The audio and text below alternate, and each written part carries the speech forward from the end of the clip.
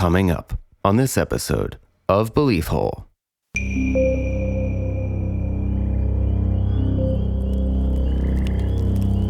Of course, today, anything that's mythological or folklore, we just classify it as fiction. We put the thing on it that says this is a myth because it's ancient. We trust their description of their society, of civilization, of what they ate, of how they cooked, of what they built, of what they made.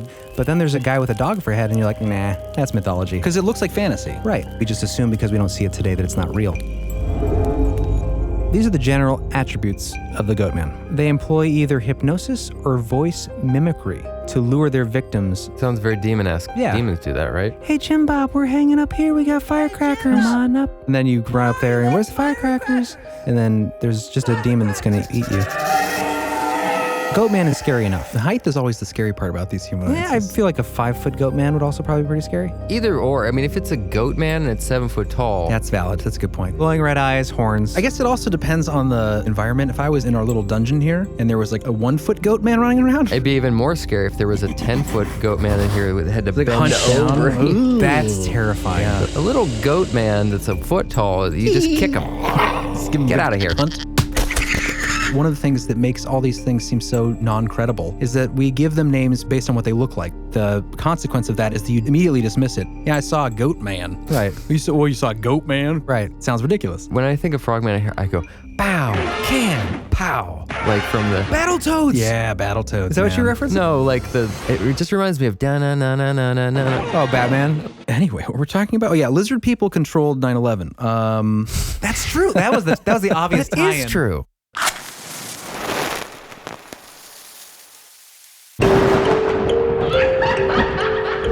Conspiracy. Synchronicity. Sasquatch. Donald Trump. Alien races. Satanism in Hollywood. MK Ultra. Pleiadians. Mandela effect. Close the door, Ed. Jury! Close your door! Inner Snowflakes. Earth disagreements. My lab.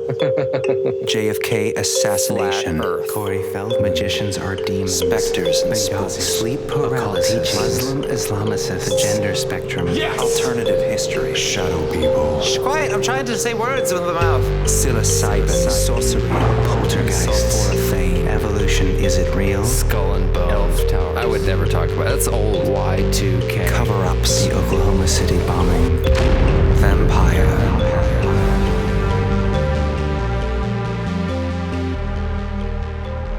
Well, hello. Welcome, listeners, to episode 28. Feeling not that great, but Why? okay. What's wrong? I just didn't get a lot You of quit the sleep. I'm a vape little and now tired. you're all antsy. No, we don't got to go to the vape. I just, I had a little trouble sleeping last night, so I'm a little tired, but I'm good, and I'm excited about this episode. Were you up late researching? Was that your Yeah, I was issue? researching, and I just had some trouble sleeping. You know, sometimes that happens. Sometimes you gotta stiff back. So, my friends, my fellow brothers, my kin, my soulmates. That's intimate. Yeah, I guess you're not my soulmates, but you are my soul partners. This also sounds We're intimate. definitely a quartet. We're definitely linked. It doesn't sound much better, does it? Yeah. Jeremy and I Supporters. I guess we're kind of soulmates, right? Because we technically shared the same DNA. Your twin Soulmate flames. is reserved for my significant other, unfortunately. I'm sorry. But we can be soul brothers. because you know she's listening. That's bullshit. I have to tell my girlfriend. Yeah. We can't be soulmates. That entails, that implies mating. I have a theory. No, it doesn't. No, it just a doesn't. mate is a I get friend. that. If you're on a boat, sure. Or if you're in Britain. Or just in regular world. Can we just be soul bros? We could be. I'm just saying I have a theory. It's speculative only, but I have a theory that twins, before they come in, especially when you're super rare like our twinness, I think beforehand we were one. Oh, God, it I think sounds before we so- converged into the material realm, we were one entity that diverged because we were too perfect. And God had What to if split Too us much in twine. weirdness in one body. We had a triplet, but Chris ate him. Well, he tasted like pepperoni, so what are you going to do? Pizza? That's a common problem. Well, guys, what's on today's docket? John, do you know? I don't know what we're talking about. You're going to be really excited about this one. It's your favorite topic. It's humanoids, What? Frogman, Lizardman. He looks so disappointed. But this is going to be more up your alley. Goatman. That sounds kind of interesting. yeah, we'll save him for the end. I Goats figure. are always a little interesting. Yeah, they're a very bizarre animal. They are. And they got that link to kind of the more Yeah. ethereal, demonic. We're And going to the demonary a little Baphomet. bit. Well, you also have a link to Pan. Of course. We're getting ahead of ourselves here. We are getting ahead of ourselves, but it should be a fun episode. It's going to be a lot of stories. A lot of historical. Not a lot of research on evidence in the humanoid realm. What do you mean? Not a lot of confirmed scientists giving their... Not a lot of tracks. I have a story of tracks. Do you, sir? Okay. Well, that's new to me. To be clear for our listeners out there and David Icke fans like us. Yes. That was good. Well timed. Creepy. This is not going to be a David Icke humanoid episode a la the reptilians. We're not going to get into reptilians today, even though Chris is doing the Lizardman. I did have a lot of notes on We're that. not, because reptilians is its whole thing. This is more of the occasional sighting type Lizardman, rare appearance, but not so much controlling the elites from a holographic state. Right. So, and we're not going to get into, I was going to mention, I was going to do just a bit of cultural historical folklore, but we don't have to do that because I didn't. Why not? Why are you shooting down what you already have? Because you kind of just shot it down. I know, I just shot down doing the reptilian stuff. What was that, sir? Wow. You got a reptilian egg in your throat. You ever hear like gas leak out of your the throat? throat? Yeah. All the time. That was a good recording. It's of probably that. your gas pocket in your Probably. throat pocket. Are you amphibious, sir? Speaking of gills, Chris, What does that mean? well, you're doing Frogman. Oh, I thought you were Oh, referring wait, to they don't have gills. Wait, do they? frogs? Yes. No. We're getting off track. All right, Don't they breathe through their skin? Oh, that's worms. no, Dad would be disappointed. Frogs do when they hibernate on the bottom of the pond. I don't know. I think he's magic. Oh, they have gills before they become a full frog, I think. It's that in-between state of Tadpole? tadpole and frog. I don't know, man. Anyway, I should know. That seems like simple science, and I don't know it. Yes. it's not interesting when you don't have facts, but you're trying to recall facts that you don't have. You're correct, so Okay. quiet down.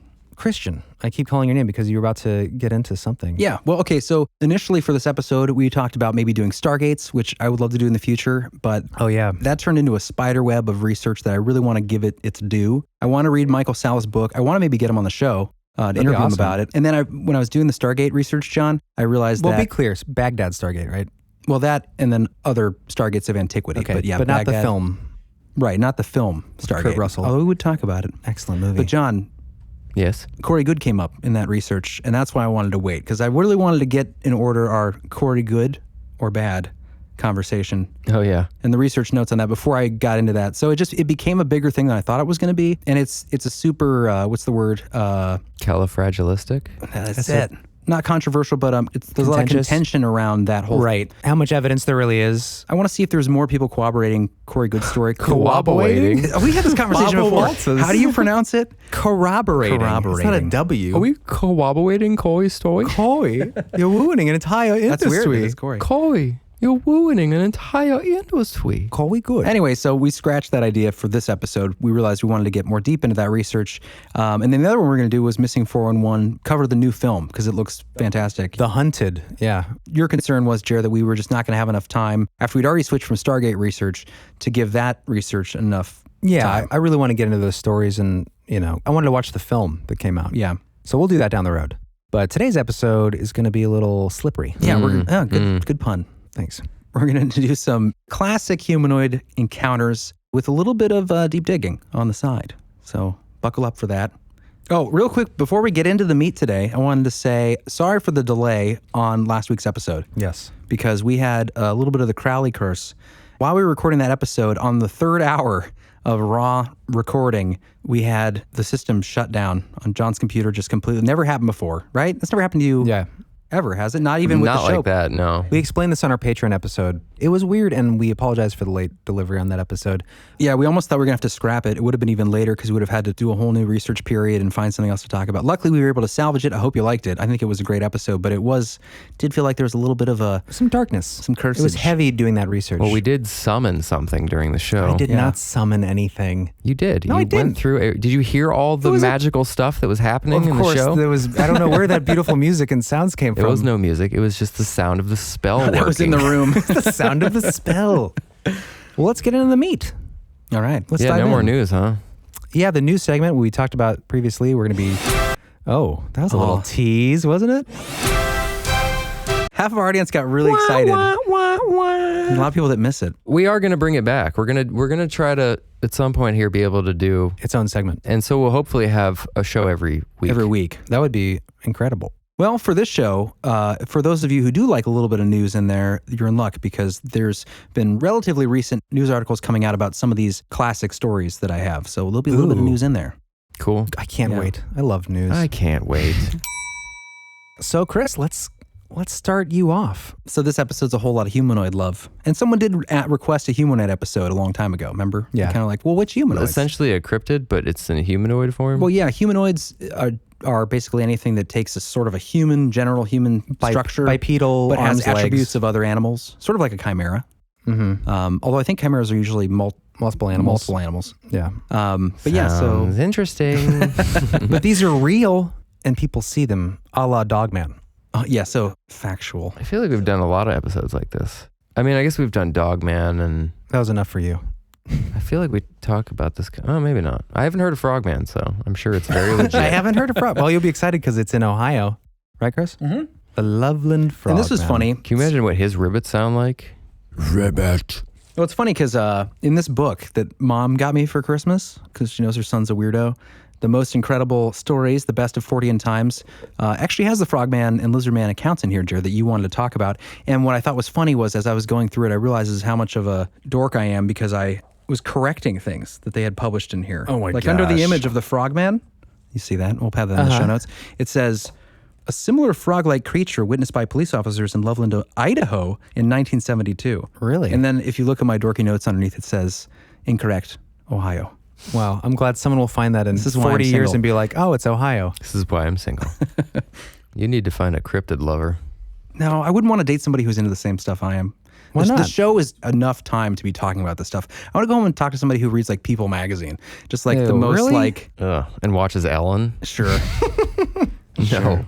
Go to my casino. Chung chung. Gong, gong, gong, gong, gong. She has her own game at a casino where that shooting took place. What? Yeah. Oh, really? In the Uh-huh. Pulse nightclub? Yeah. No, not Pulse. In the casino. Oh, where the LA and not LA. Oh, I remember that. Yeah. The Las Vegas, where they have Las casinos. Vegas. Yeah. Yeah. There was a whole weird conspiracy behind that. I'm because sure there was. She like had the guy on. I think she got like exclusive access to his interview after that. The cop that was shot going in. Oh, I saw that. yeah. It was very And it was bizarre. very contained. Everything about that is bizarre. Apparently, that casino or that hotel had rights to Ellen's or some connection with Ellen's specific game. Right. Mhm. So that's how they like pulled that guy in there to do the interview on Ellen and like control the story. It Yeah, seemed like it was very creepy. bizarre. I Yeah. did see that, and Yeah. I was like, this does not feel right at all. Yeah. Everything about what happened that day just seems so weird. Like a lot of history in our country, it just seems manufactured to some degree. Yes. So stick around for the extra content after the show. We'll be diving into that. Yeah, we need to start doing that. Yeah, we really, really need to. I would like to talk about some edgier stuff for the Patreon episode. Just gonna say this episode's coming out in early September and inside job.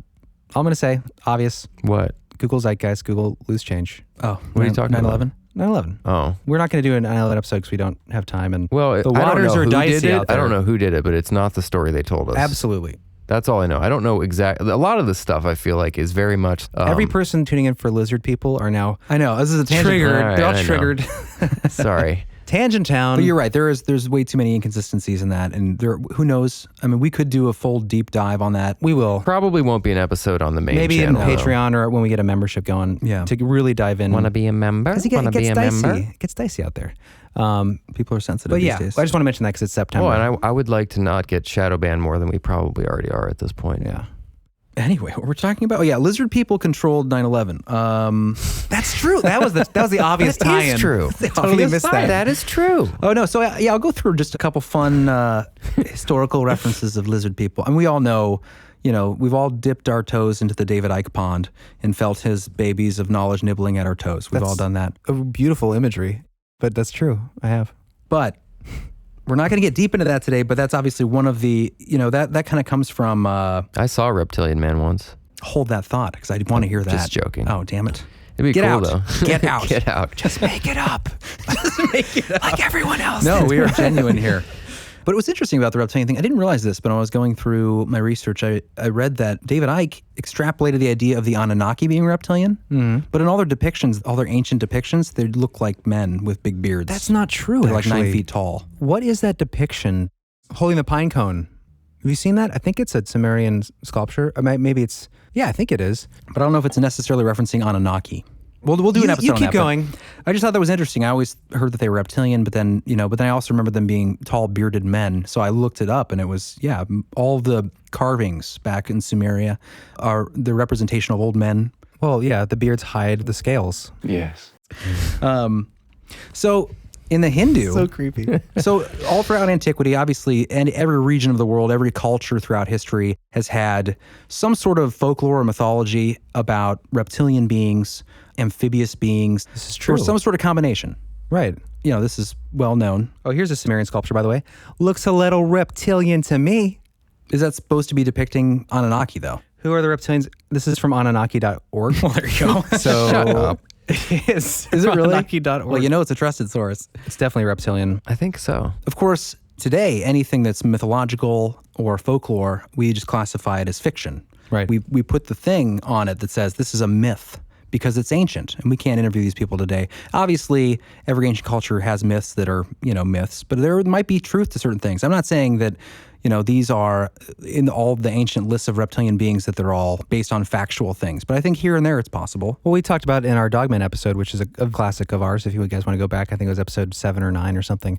We had talked about the same kind of idea where we have these ancient depictions of these beings.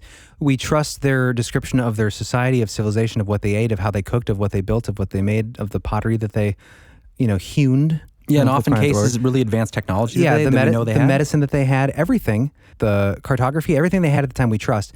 But then there's a guy with a dog for a head and you're like, nah, that's mythology. Because I don't see it today. Because it looks like fantasy. Right. But even though they don't describe it as such. It's in the context of the other factual images, but we just assume because we don't see it today that it's not real. Yeah, I think it's hard to digest the idea that all of these places that had these myths, they all believed to be true, and they even where they had human interactions with deities that we now call deities, where they just saw as something else. That's Right. all bogus. It's all that. To me, that seems a little temporally centric. We're looking through a modern material lens. Yeah. so. Anyway, but I was going to Let's get to the fun stories. The Hindus talked about the Naga. Oh, the Naga. Yeah. Yeah. That was like a snake people, right? Yeah, reptilian beings or king cobras. Yes. Nagaina. From mythology, said to live underground and interact with human beings on the surface. Yeah, maybe think of Rikki Tikki Tavi. I will strike at the master's Nagaina. Yeah, Yeah, the Naga. That's weird. I wonder if it comes from there. it does.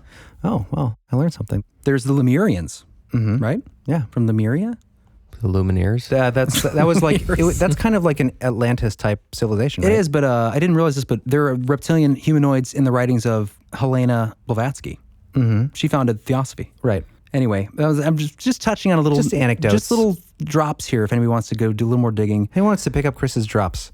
Right, and we briefly covered the encounters of underground civilization of reptilians in Los Angeles. Remember that? Yeah. Anyway, you go back to the Denver airport episode. But are you guys ready for some stories? I wanted this episode to be a little lighter. We're getting into Halloween, so Yeah. I think stories are Stories are good. good. Let's do a quick break first, Sure, we can do a quick break. and then we'll come back and do some stories. Groovy. Wanna feel the higher places. Wanna feel again. Wanna feel the higher places. Wanna feel again.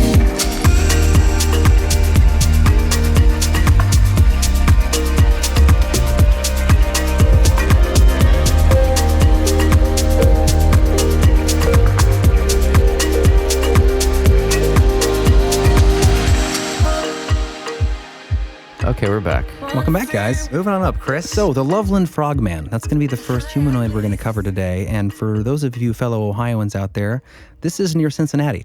Ooh. In Ohio folklore, the Loveland frog, also known as the Loveland lizard, is a legendary humanoid frog described as standing roughly 4 feet tall, allegedly spotted in Loveland, Ohio, hence the name.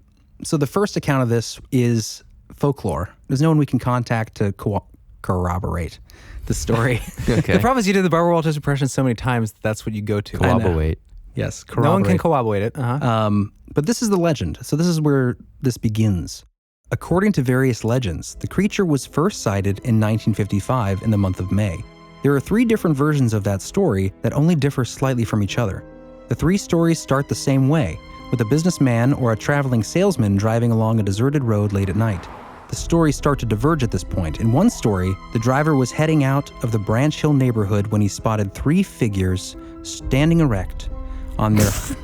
Sorry. Don't laugh at erect, you child. That was childish. Standing erect on their hind legs along the side of the road. Just one after another. Sorry, keep going. They were each 3 to 4 feet in height, with leathery skin and frog faces. In the other two versions of the story, the creatures were spotted under or over a poorly lit bridge. Both versions, however, continue as follows. When the businessman happened upon the scene, he was awestruck as he watched the figures in what appeared to be a conversation. That is, until one of the creatures pulled out a wand and raised it over its head, and a fiery display of shooting sparks startled the observer into fleeing the scene. Ooh. So basically this guy... Or what was the point of the wand? Did he disappear? So this traveling businessman comes upon 3 frog-like beings on this bridge, talking in conversation. Kind of like the dogman with a, like gobbles. And one of them pulls out a wand type thing over it. I mean, who knows if this in fact happened, whatever. Well, you it believe, sounds definitely like it sounds happened. true, right? Yeah, I mean, for it sounds sure. very believable. But pulls out a wand type thing. It could be maybe a device of some kind, electronic. Maybe it's some sort of, Oh, like Yeah. it's advanced frog technology. Yeah. So in the legend, there's nothing to say besides shooting sparks what that wand did, but it terrified the guy to run away. So that was the beginning of the okay. legend, I guess. But what I thought makes this story interesting is the next account is with a police officer. I remember this. Yeah. On the 3rd of March, 1972, at 1 in the morning, Loveland police officer Ray Shockey was driving on Riverside Drive near the Totes Boot Factory and the Little Miami River when an unidentified animal scurried across the road in front of his vehicle. The animal was fully illuminated in his vehicle's headlights, and he described it as 3 to 4 feet tall and about 50 to 75 pounds with, again, leathery skin. He reported spotting the animal, quote, crouched like a frog, before it momentarily stood completely erect and climbed over the guardrail and back down towards the river. So that's a cop seeing this, right? Yeah. What year was that? 1972, Oh, wow. the year before Mom graduated. Good to know. The last encounter of this specific event was with another police officer, somebody that he worked with. So 2 weeks after that incident, a second Loveland police officer, Mark Matthews, reported seeing an unidentified animal crouched along the road in the same vicinity as Shockey's sighting. Matthews shot the animal, recovered the body, and put it in the trunk to show Officer Shockey. He got a frogman? He got whatever this thing was. I got a frogman. Here comes the twist. Here After comes this, the M. Night Shyamalan. the second officer was interviewed by a guy writing a book on Ohio folklore. And the guy told his story all the way up to shooting bullets at this thing. And then this author writing this folklore book stopped the story there. So the second cop, Officer Matthews, reads a news article about a new sighting of the Frogman. And at this point, he begins to claim that it must be a hoax because this is the real account of what happened after he shot at this thing. The former police officer who shot the purported Loveland Frogman more than 40 years ago said the story is a hoax, and the creature was just a sickly iguana. Mark Matthews... Oh, I heard this. Stick in the mud? No, this, I want to say cover up, but that's not right. It's not a cover-up. False flag. this frogman false flag, please continue. Okay. Mark Matthews contacted a reporter Friday after seeing a post about a man who said he spotted a strange creature that he believed was the legendary Frogman in Lake Isabella. Matthew explained that the first officer to encounter the purported Frogman, Ray Shockey, who we just covered, called him one night in March 1972 after spotting something strange on Riverside Drive, Kemper Road, near the Totes Boot Factory and the Little Miami River. Quote, naturally, I didn't believe him, but I could somehow tell from his demeanor that he did see something, Matthews said. Later that month, Matthews was driving on Kemper Road near the boot factory when he saw something run across the road. However, it wasn't walking upright and didn't climb over the guardrail as the urban legend of the Frogman goes. The creature crawled under the guardrail, Matthews said. Quote, I had no clue what it was. I knew no one would believe me, so I shot it. Matthews recovered the creature's body and put it in his trunk to show Shockey, which we said earlier. But so here's the end twist, obviously. It was a large iguana that he had shot and put in the boot of his car. 3 or 3.5 feet long, Matthews said. The animal was missing its tail, which is why he didn't immediately recognize it. The urban legend of the Loveland Frogman has grown in decades since. Matthews said he told the whole story, including the iguana discovery, to the author of a book about urban legends in Ohio. But the man ended the story after the shot was fired, omitting the details that confirmed the creature was not a frogman. Quote, it's a big hoax, he said. It's a big hoax. There's a logical explanation for everything. What a wet noodle, Chris. Quote, it's like Bigfoot and all that other stuff, Matthews said. I don't believe in Bigfoot either. Why I oughta. What a wet noodle of a story. And I mean, sure. So what you're saying is you basically just, why are we doing the Loveland Frogman? Well, this is why. This is why. It's an iguana. This is why. Was this a misidentification by the first officer? Possibly. What are you doing there, John? I was checking my credit card. Why are you doing that? Because you just told me this story is fake. It's not you. I'm getting to the twist. Okay. Go ahead. Checking my credit card score. Jesus. Involved. I'm doing pretty good on the game of life right now. That's good to know. Any of you ladies out there want a stable man? Sorry, Chris. So what I was going to say was, I think most people chalk this story up at this point to be folklore based off of an original legend that may or may not have been true. And then this initial sighting by this police officer, the first police officer, was probably the same thing the second police officer saw. But you could argue. You could argue that the second officer sees something after he heard the first officer say it. But the second officer is obviously a huge skeptic, right? Mm-hmm. So he shoots this thing and he's like, is this what you saw? And this is definitely just me kind of spitballing here, but if this guy's a guy who's like, obviously nothing like this could exist, he's quoted as saying there's a logical explanation for everything. Right. If you work with this guy and you're a cop and he's a cop and who knows what their relationship was, if he's like, is this what you saw? This is what you saw, right? Maybe the guy just didn't want to be like, no, that's not what I saw. I saw a frogman. Maybe he was just like, yeah, that's what I saw. I mean, that's totally conjecture. Did the second cop see the frogman in the trunk? Yeah, he showed it to Shockey to verify, is this what you saw? Okay. And he said, yeah, it looks like what I saw.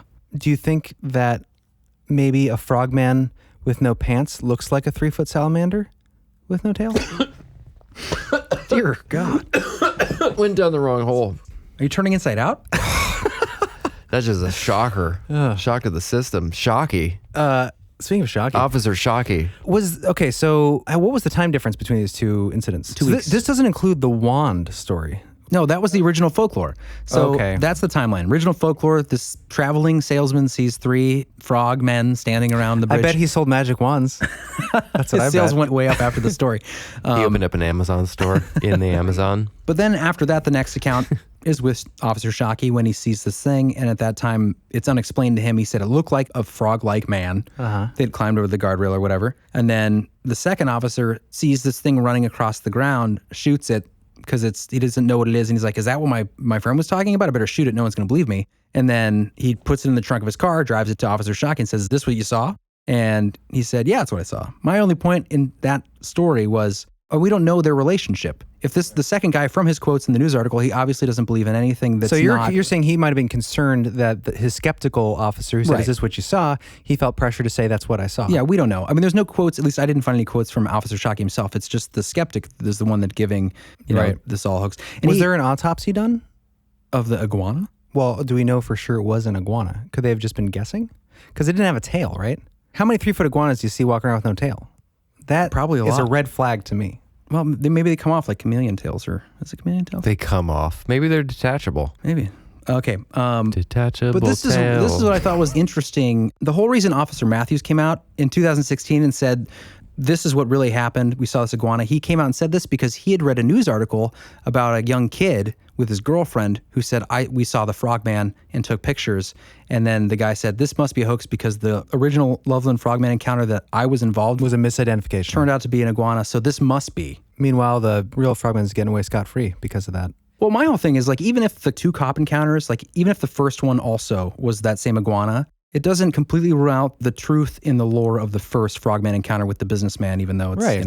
So when this other news article came out, the one that made this guy come out and say it never happened when we were police officers at the time, this is the news article that he was referencing. And this is what I think is kind of interesting.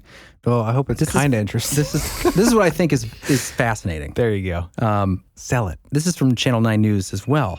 Wednesday night, Sam Jacobs and his girlfriend were playing Pokemon Go, as one does. Nice. Then a night of fun turned into a chilling tale of horror Go on.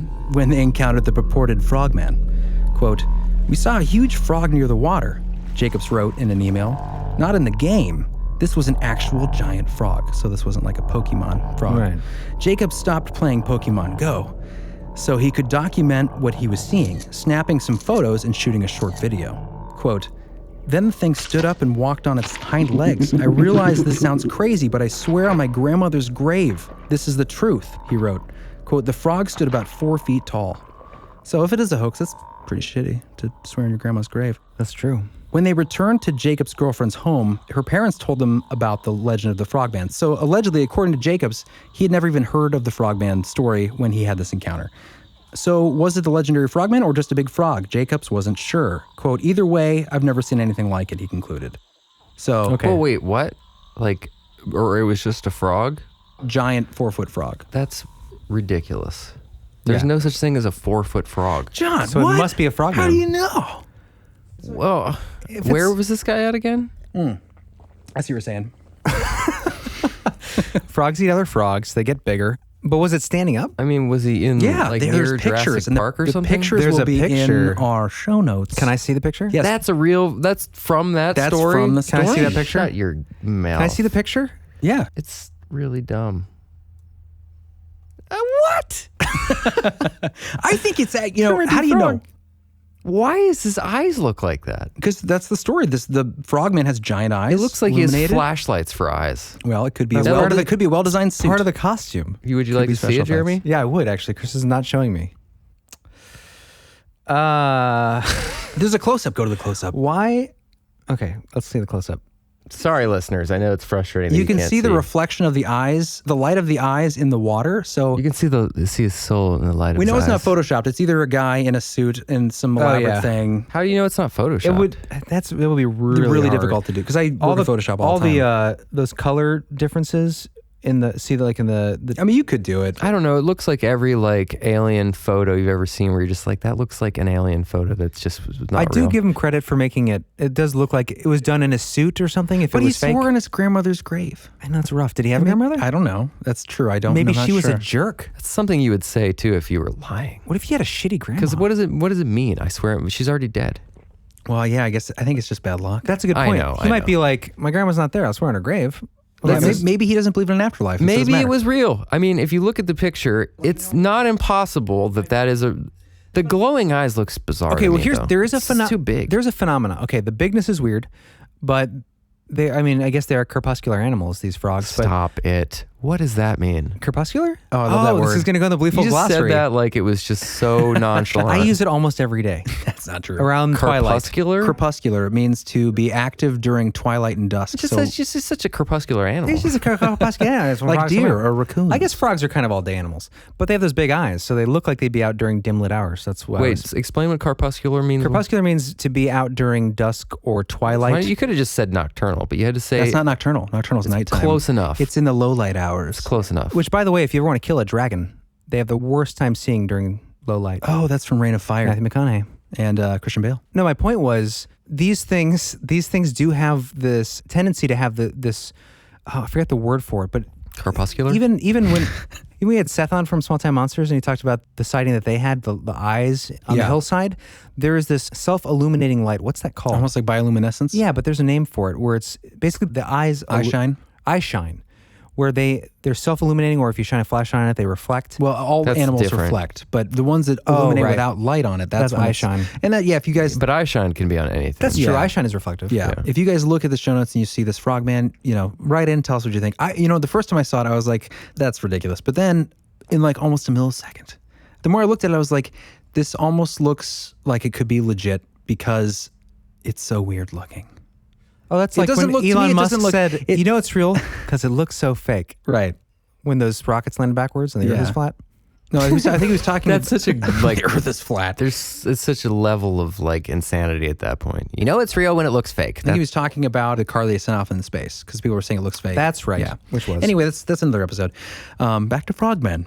The whole phenomenon with humanoids, like I get the Frogman is not the most titillating of humanoids. It sounds kind of ridiculous.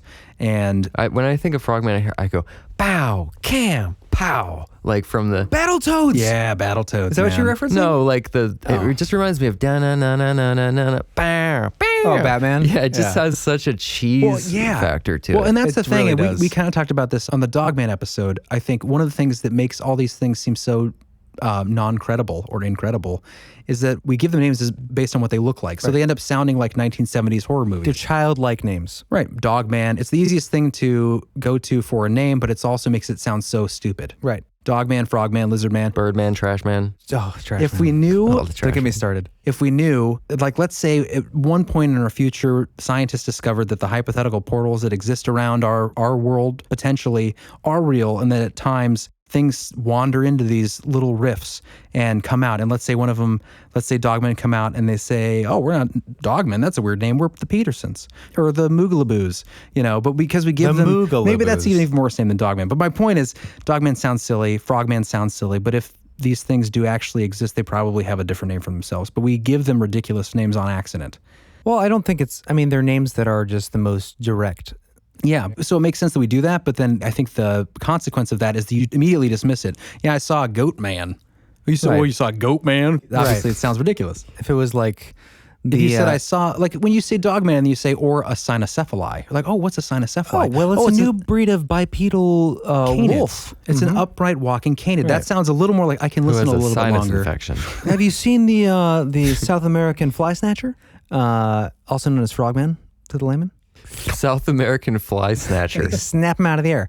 Yeah, no, I get what you're saying. There's this problem of language where we... Yeah, it is. It's very much label like, something and it's silly. And if you get an idea in your head, it's definitely hard to change your kind of preconceived notions about some of the things. And, that being said... That being said, Frogman is a very dangerous animal, and it's very important... We urge you to stay away. It's very important to know about him and be wary, because it's most likely that you'll run into him at some point in your life.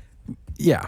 So obviously the Frogman, maybe not the most credible of stories. I think the folklore around the original myth or the original legend of the potentially true story of the businessman seeing those 3 frogs standing by the thing with some sort of wand technology shooting sparks, I think that's kind of interesting. But I think the reason I brought that one first was because, that might be a little more ridiculous sounding, but then there are accounts of humanoids all over all the time throughout history where there's more engagement, where there's some terrifying aspects to it. And that's what leads me to the Lizardman, because I think this is a little more credible because there was a flap of, a pattern of Lizardman encounters in the same area around the same time with people people corroborating each other's stories unbeknownst to the other person that they had come forward, not knowing each other. There's a coincidence. Yes. So that's what I'm about to discuss. Cool. Orgasm! Ooh, Lizardman orgasm. What would that look like? Never mind. King Koopa? Have you seen Super Mario Brothers, the 1990s movie? We don't need to talk about that. With John Leguizamo? Let's continue Dennis Hopper? with the Lizardman. Great film. So interesting thing about the Lizardman flap is that it occurred 4 years after the Frogman. Okay, so this Lizardman, well, let's get into it. This Lizardman, Rosie O'Donnell over there. He does look like Rosie O'Donnell a little bit. Just with that shake. What the fuck does that mean?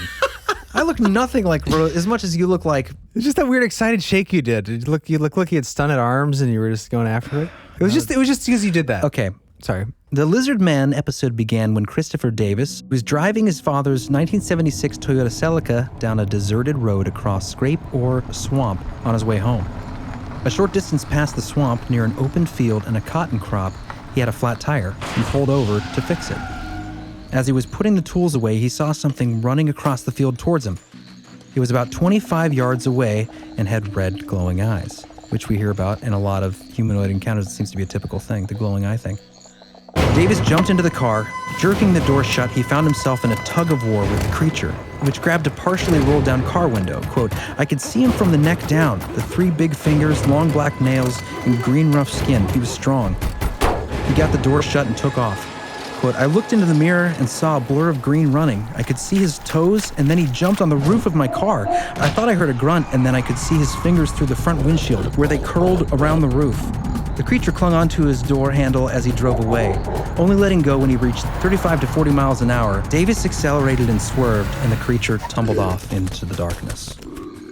So yeah, this thing was running at 35, 40 miles an hour. So when he gets home... That's Dogman speeds. Right? Dogman speeds. So when he gets home, this is a quote from his father, all I can tell you is that my son was terrified that night.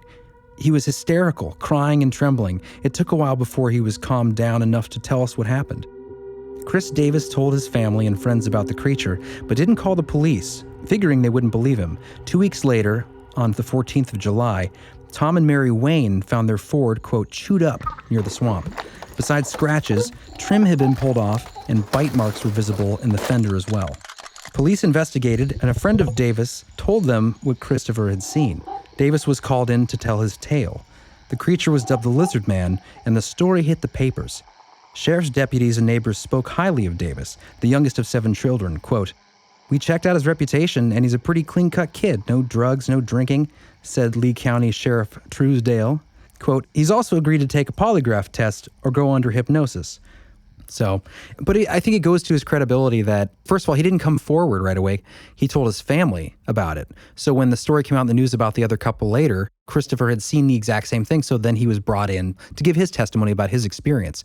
So I think the fact that he didn't go in initially and say it, but then his friends and family heard about the story about the other people and then was brought in, it just goes to show he saw something. It is odd that he would go and tell his family a made-up story. He was so earnest and upset that his dad believed him and then went to tell the police.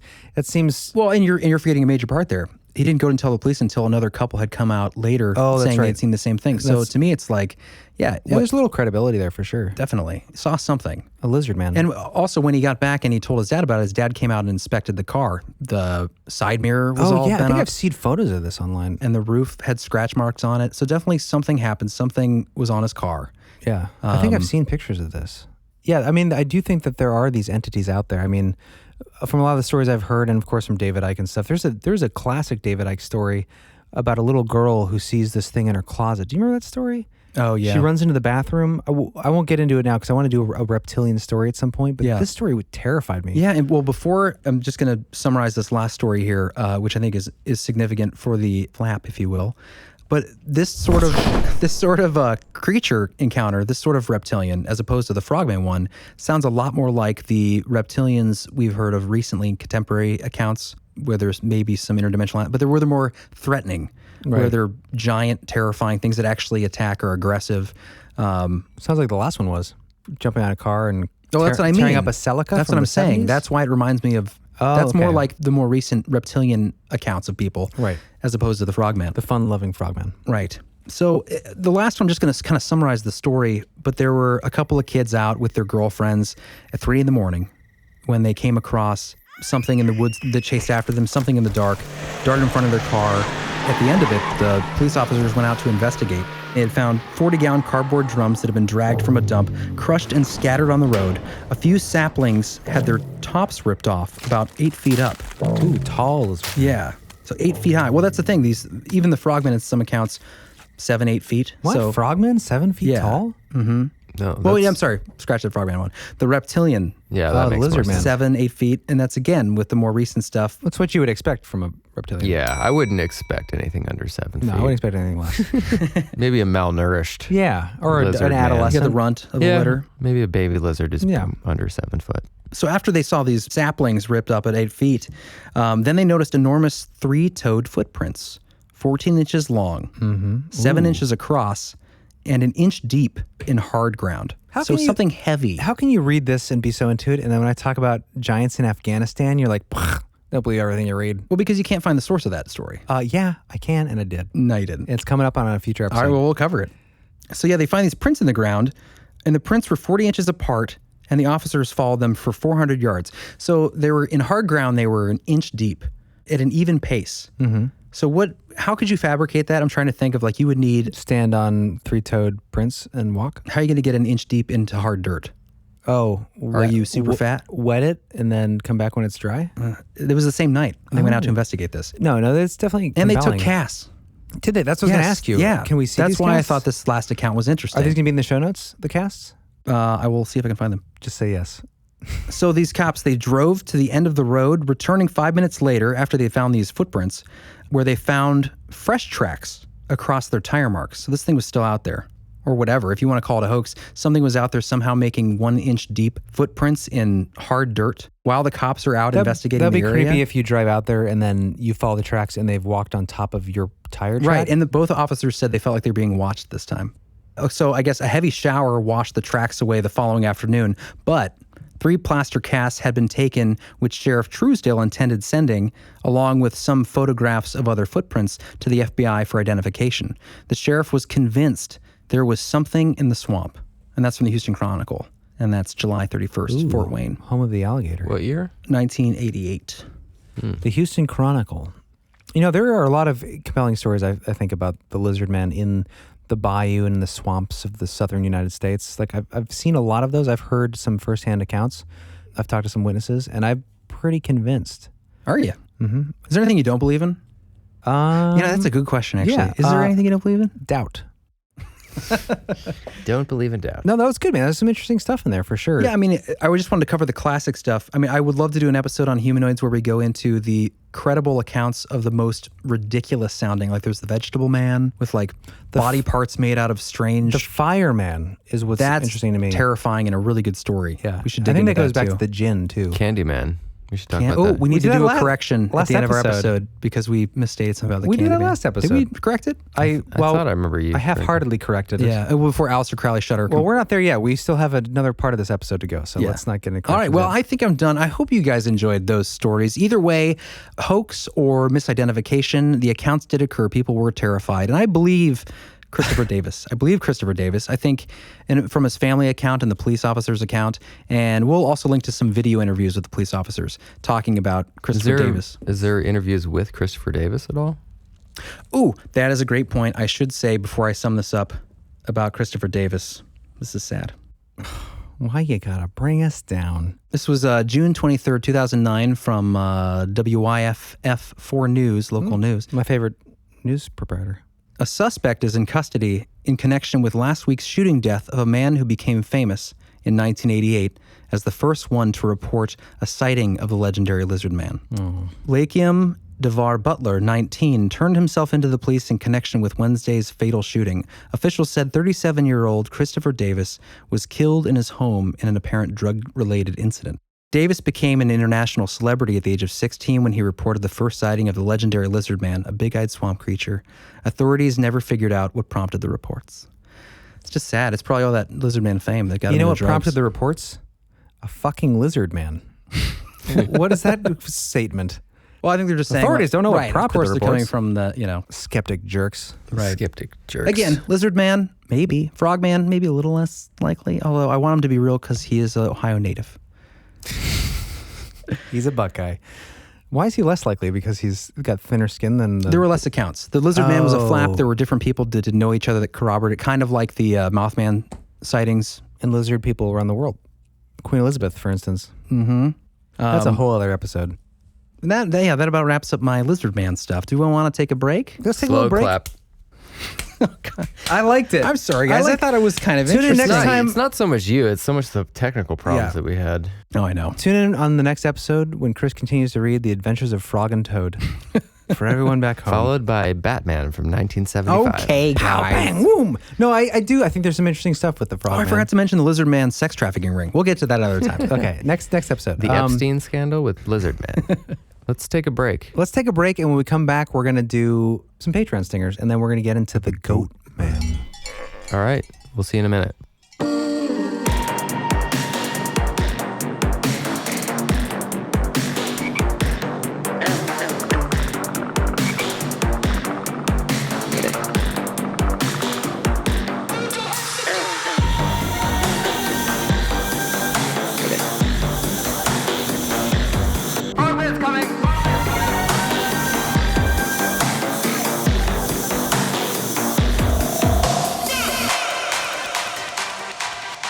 Hello, listeners. We are back from our short break. I hope you enjoyed it.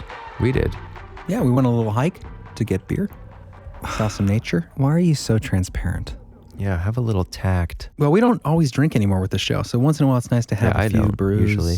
Brewskis. Sometimes you need one when you're talking about frogmen. Well, you need it after you've lost 2 of your recordings. Yeah. It's been a rough day, guys. Let's play some stingers. All right, Yes. guys. Thank you, patrons. We love you. We love all our listeners, but special thanks to our patrons who support us. We've got 2 special patrons today. Yeah, we're catching up, guys. Stick around. If you guys feel like supporting us and help us grow, please head over to beliefhole.com, or you can go to Patreon, I think. Either one. You can go to patreon.com and And, search for us. Hook it up. Throw a brother some cheddar. We got different tiers that are going to be changing soon. The stingers, get them while they're hot, because coming up we're going to have some shifts. We're going to be trying to put out some extra Patreon content. And stingers, They're going to go up a little they're going to bit. go up in price. They take a lot of time to make. They do. They take some creativity, and they're outside the show. And We're going to put them to a little more special tier. because we're behind, and we feel bad for the Yeah, patrons we that got to have get signed through up. them. Yeah, So, we but got to get. yeah, so thank you to everyone that's contributed and hasn't heard their stinger yet. We are going to work on the backlog of Yeah, that. hang in there. We're doing it. And we got 2 for you today. We got one for Charisse? Charisse, and one for Zach. 2 wonderful humans. Who do you want to go first? Let's do Sharice first. Are you sure you want to go after me? That's a great point. What do you want to do, Chris? Ladies first. Sharice. Okay, ready? Go for it. Sharice, Sharice. Sharice, Sharice. Sharice, Sharice. Thanks for supporting the show and thank you for making my heart glow. I heard a ghost controls when your fan blows and your cats can see dead people. Your tattoos are nothing short of awesome. And the animals, thank you for being vegan. I really like it when I get to order from you at Starbucks. I think I'd have to say that you are my favorite barista. Sharice, Sharice, thanks for supporting the show and thank you for making my heart glow. I heard a ghost controls when your fan blows and your cats can see dead people. Your tattoos are nothing short of awesome. And the animals, thank you for being vegan. I really like it when I get to order from you at Starbucks. I think I'd have to say that you are my favorite barista. Sharice, Sharice. That was beautiful. There you go, I Sharice. love the hangover at the end. I feel like I am a 34-year-old trophy wife jogging down a wooded path right now, just loving life. It's pretty positive. Pretty poppy. Very I like upbeat. it. I like it. Yeah, I kind of like the beat. I kind of wish we went first now. If I was Sharice, I'd be like, I have my theme song for life. Yeah, it was perfect. Good. 11. Yeah. Hope you liked it, Sharice. Thanks, Sharice, for supporting us. We really do appreciate it, and I do appreciate that coffee. If you guys want to read the lyrics on your own, order the Belief Hole album, and it'll be in the booklet. Yeah, we do need to do that for a merch store. Yeah. Okay. Stinger number 2. Oh wait, before you play it, I just wanted to say this is weird. We were recording this actually for last episode, trying to get it done. Oh, for the Crowley? For the Crowley episode, and it tied in well. It's But magical. Another creepy aspect of recording last episode, aside from the Crowley curse that we thought crashed our computer system at the end of the day, was that night was a late night in the studio for me. It was, and I was awoken in this little dungeon with a little song playing that we were using as inspiration. The music from the 90s Halloween kids movie Hocus Pocus. Classic film. And with a creepy song that the beautiful Sarah Jessica Parker sings. So I'm woken up, I hear this voice singing, "Come little children, I'll take thee away."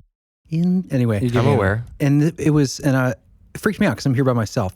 And then I That is creepy. got up and I turned it off. And then I looked at the clock. Of course, it was 3 a.m. and I was like, a little spooky, just that it came out by its. Anyway, You're like, Jeremy, come help. I just wanted to say, we picked this. Well, Zach will know why we picked this song. We grew up with this guy, wonderful guy. Just saw him Congratulations. at the bar today, buddy. Yeah. He was upstairs. Right, he was upstairs at the bar. Thackeray Binks. Congratulations to Zach and Deanna, patrons of the show, great friends. Married couple. Entering into married marital couple. Well, they will be. They are. They just had their wedding. Oh, they did? In Banff. I knew that. Yeah, dude. Well, what they already did because we're going Can to you see the pictures? We're going to the reception in September. Well, yeah, they went to Canada for the wedding. You are a bad friend. That's true. I didn't know that. Okay. Anyway, Here's your stinger, thanks, by the guys. way.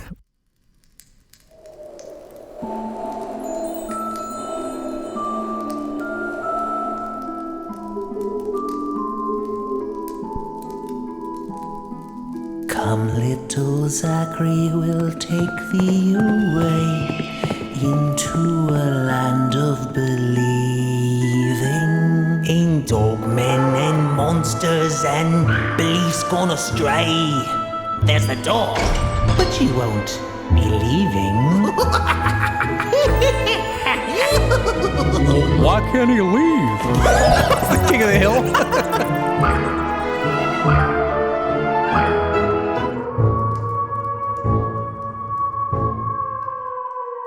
Yeah, that was And that was it. What we got so far? Yay. That was good. Weird, but fun. Little operatic. Little, No, it's good. little Disney. But I think we should do a Belief Hole opera at some point. Yes, That'd an be fun. animated or a believable musical. musical. I'm Would sure be great. Zach will be very happy. I definitely like the vibe of the. Yeah, that like, magical fantasy. kind of Yeah. like. Cool. Yeah. Good job, guys. Thanks. It was fun. Zach. Thank you. Charlize. What's her name? Charisse. Charisse. Good Charlize. Lord, you just slamming. I knew it was Charisse. I just. Charlize. I'm tired. Theron is a Charisse. Charisse, thank you so much. So hope you guys liked the stingers, our other wonderful, lovely patrons. Stick around the next few months. You will be getting your stingers, I swear, in short order. But moving on, we're about to find our way into the pen of the Goatman. Or perhaps on the trestle. Yes. All right, Jeremy, what do you got for us? All right, ladies and gentlemen, have you heard of something called legend tripping? I'm guessing you're going to tell us. Is it like Instagramming, where like couples go and I they hate get that word. pictures taken in front of famous places in Hawaii and stuff, and then they fall off cliffs? Instagramming. I've never heard of that. No, that's awful. It's something like that. We've done this. I mean, this is what kids do. Now there's a name for it, and it's on Wikipedia. So I'll give you my/Wikipedia's definition of that, which is legend tripping. This sets up the whole Goatman situation. Legend tripping is a name bestowed by folklorists and anthropologists on an adolescent practice in which a usually furtive nocturnal pilgrimage is made to a site which is alleged to have been the scene of some tragic, horrific, and possibly supernatural event or haunting. Oh, so it's like our Rogue's Hollow. Yeah, or even like Stand By Me. You get to see the dead body, you know. So a popular legend tripping to do is to seek out the Goatman. And I warn thee, everyone listening, there is danger to it, and there has been some tragedy because of this legend tripping to find the Goatman. What, like people dying in pursuit of finding this? Yeah, it's creature? sad because the Goatman's kind of a dick, and he hangs out on railroad trestle bridges. That's like his place to chill. And the problem is some of these bridges are still active. Oh, with trains. There's been some tragedies. Yeah. So I warn anyone listening, do not. You can't get off the track? If it's a trestle, it's a bridge in the sky. Well, there have been people that But how high is it? Some over river. Some of them are really high. There was a guy who hung on the bridge, and then the girl didn't get off in time, and she left a kid, 1-year-old. It was really sad. Oh, it's sad.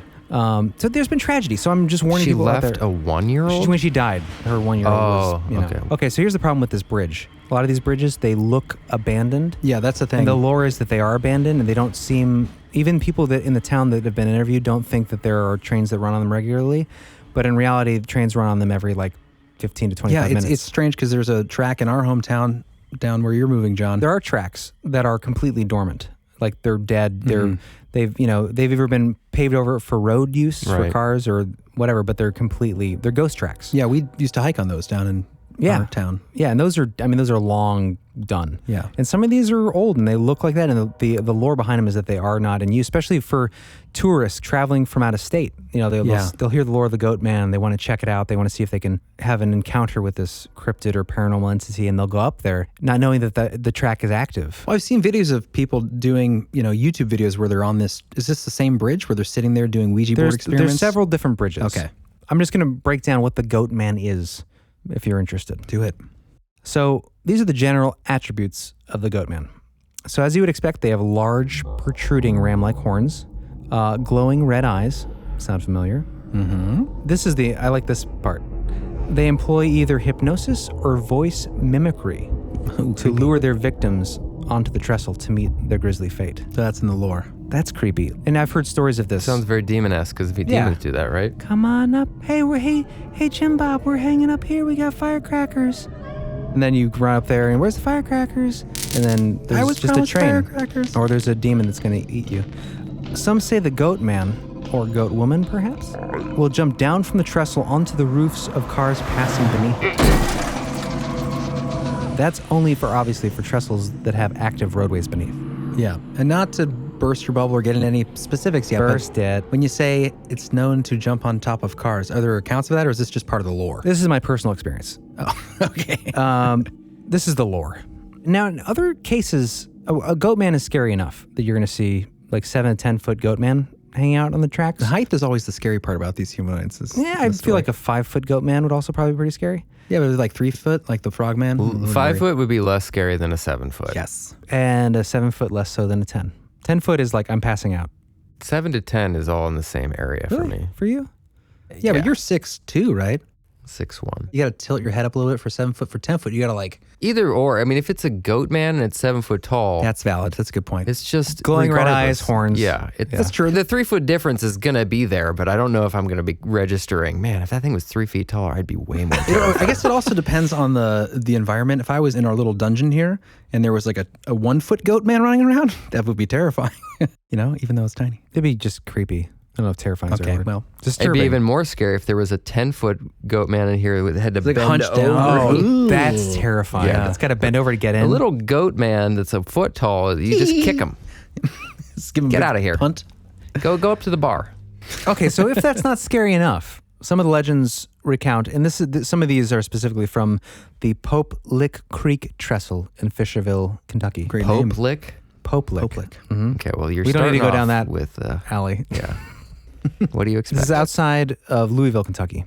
So in this specific one, for instance, some of the lore says that the Goatman carries a blood-stained axe, and the very sight of the creature is so unsettling that those who see it while walking across the high trestle are driven to leap off, unless they're only 5 foot.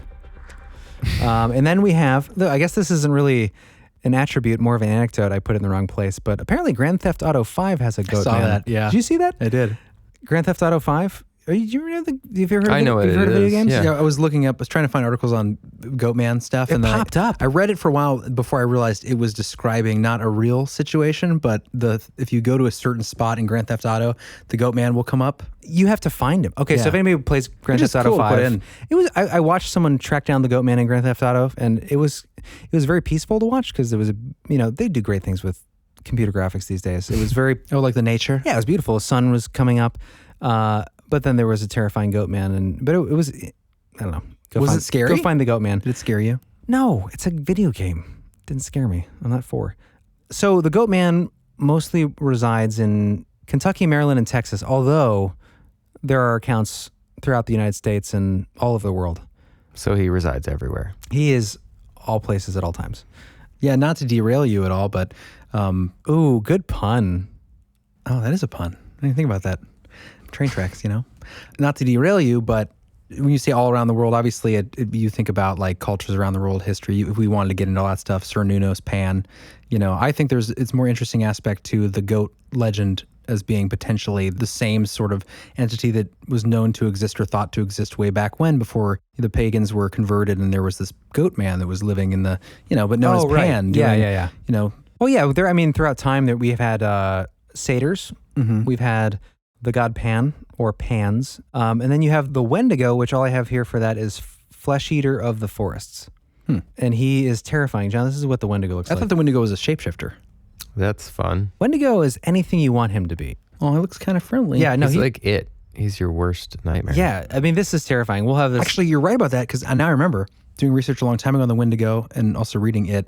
That's what Stephen King based the clown, Really? the character, Pennywise, Yeah. is based on the Wendigo idea, Ooh. where it takes your worst fear and becomes that to terrify you. Oh, that's creepy. yeah. Takes your darkest secrets and insecurities and fears and mixes them up into something awful. There's something creepy about like a upright walking, backward-legged, antlered animal. Yes, I think so. Like an upright walking moose coming up to you with like fangs and an exposed rib cage, zombie-like. Well, that's what this picture is. We'll have a picture on our show notes of the Wendigo. That's one interpretation. One yeah. artist rendering.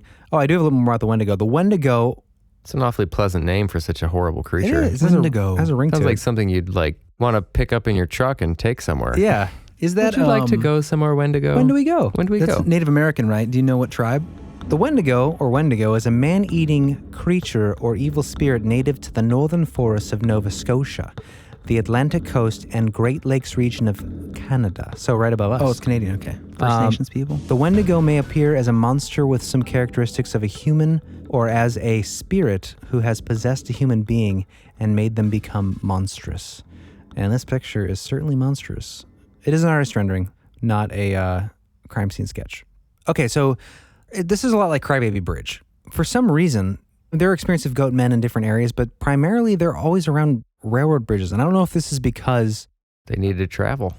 yeah, maybe there is some sort of dimensional railroad. But I feel like, to me, it kind of feels like Crybaby Bridge, right? Yeah. Or these stories where there are these repeated experiences in similar situations. And say you have a legend back home in Kentucky, and then you move to Maryland. And there's A similar bridge, there's a similar trestle. Maybe you create, I mean, that's one idea. Right. I mean, obviously, the skeptical argument is that, there's archetypes and there's folklore that travels, and people take that story and they format it onto their region. I mean, that's a skeptical argument. Another argument is that, hey, bridges for some reason are attractive to interdimensional traveling half human, half goat-like creatures. It's interesting because the Frogman, remember the first legend there, takes place on the bridge. Yeah. Well, isn't he crossing over a guardrail? Yeah, on a bridge. Frogmen like guardrails and goat men like trestles. I feel like it could be that, no, probably not. I was going to say maybe when the railroads were first coming through, some Native American cursed the tracks. You're really reaching. With a goat. You're trying to sauce it up a little bit. Yeah, okay. So anyways, the first story, I'm going to start with what's called the Goatman's Bridge. So it's obviously the first place to start. Formerly called the Old Alton Bridge. It's an iron truss span that once connected Denton, Texas to Copper Canyon. Many who have crossed at night have claimed to have seen the demonic figure of a man with a goat's head waiting for them at the other side. The bridge has been a haunted place for as long as local residents can remember. A place where kids would frequently flock to on Halloween night in hopes of capturing a glimpse of a ghost who traversed the area late at night. The legend says that if you go to the bridge and honk your car horn twice at midnight, the ghost's fiery red eyes will appear on the bridge. Creepy. It's closed, so cars can't go on there now, so you can't get the ghost to come anymore. But the bridge is still there, so it's still creepy. But you can't do the honking thing. This part's kind of creepy and interesting, because this goes back to the lore of demon conjuring, or conjuring the devil himself, maybe. Local legend says if you knock on the steel bridge 3 times at midnight, or perhaps turn off your car lights and honk 3 times in summons, then you dare a visitation from the vengeful Goatman that's preceded by the stench of decaying flesh. Numerous reports tell of unholy glowing eyes that burn red from the darkness, eerie glimpses of a large, snarling goat-headed man-beast stomping in the wooded shadows, or a frightening apparition of a maniacal satyr carrying the heads of goats and/or humans in his hands. It's a terrifying visual. So I thought this was interesting. So there's a documentary on YouTube I found, and we'll link it in the show notes. In one of the pieces, a woman is describing the smell of the Goatman, and it ties right back into this lore. Yeah. And this is a different location. But in this lore, they just read it preceded by the stench of decaying flesh. Yeah. So obviously it's very strong. And this is a woman's report of how she remembers it smelling. It's a sort of I just get the chills when I think. It's sort of a garlicky smell. A smell of when you let water stand for a long time and you have murky, putrid water mixed with the garlic smell. And it wakes up all your senses. And if I would smell that anywhere today, I would run as fast as I could go to get away from there. Okay, yeah, interesting. So it's... Whoa. I know, that's very... So it's It's a sort of You can tell she felt it. Like that's not... She got a acting. little goat vocalization in her. Little tingle down her spine. I mean, she had some experience because that kind of like... she definitely... Did she say she saw it? She just smelled it. Yeah. We'll link the documentary in the show notes. Okay. I couldn't find her whole story, but I didn't have a lot of time to go through the entire documentary. Well, it's interesting because that what is the smell of standing putrid water? It's the smell of sulfur, right? Mm-hmm. And then the other smell, the rotting flesh smell. There was a quote that I didn't bring in here, but it was from one of those lizard encounters, one of like the ones that seemed legit. And it was actually Christopher Davis who was quoted saying it was as if he had a severe orthodontic problem. Ugh. Gingivitis. And then the another account was it was the smell of sulfur when it was trying to get in these people's car. It was the smell of. Well, it's like you hear it all Bigfoot. the It's like time. anything. There's just decaying flesh and matter that they just they're not worried about cleaning themselves. Well, Bigfoot though has like a wild animal smell most of the time people report, but the smell of sulfur Or and the decaying skunk ape. flesh is a little different. Yeah, sometimes you hear the smell of death. that's true. Have you ever seen Momo, the Missouri Monster? Oh yeah, I was going to mention that. There's a line in that movie. Oh, yeah. Small Town Monsters just came out with a new movie. It's out. It premieres September, I think 17th. Coming out really we'll be soon. at the premiere. I don't think it's out on Amazon yet. But John, you did a great job on the sound design there. I gotta thank you. say. Appreciate it. Okay, so moving forward, other than the Goatman, there are similar men that are sheepish, goat-like, if you will, like the Sheepman, which sounds silly, sounds fluffy and fun and cuddly. Again, all these anything ending with man, Well, sounds- especially sheep. yeah. Goat at least has horns, but Right. but the Sheepman is apparently pretty terrifying. So I have a little bit here. This is from the Waterford Sheepman, and this is actually from the Erie Reader from Erie County, Pennsylvania. Oh, cool. Go for it. And there's a synchronicity coming up that is going to blow your mind. In the early 1970s, a terrorizing creature was known to stalk the small rural town of Waterford, Pennsylvania. It was said to have a somewhat human form, a biped, walking on 2 legs, covered with fur with large horns atop its skull, and devilish hooves stood in place of where feet would have been.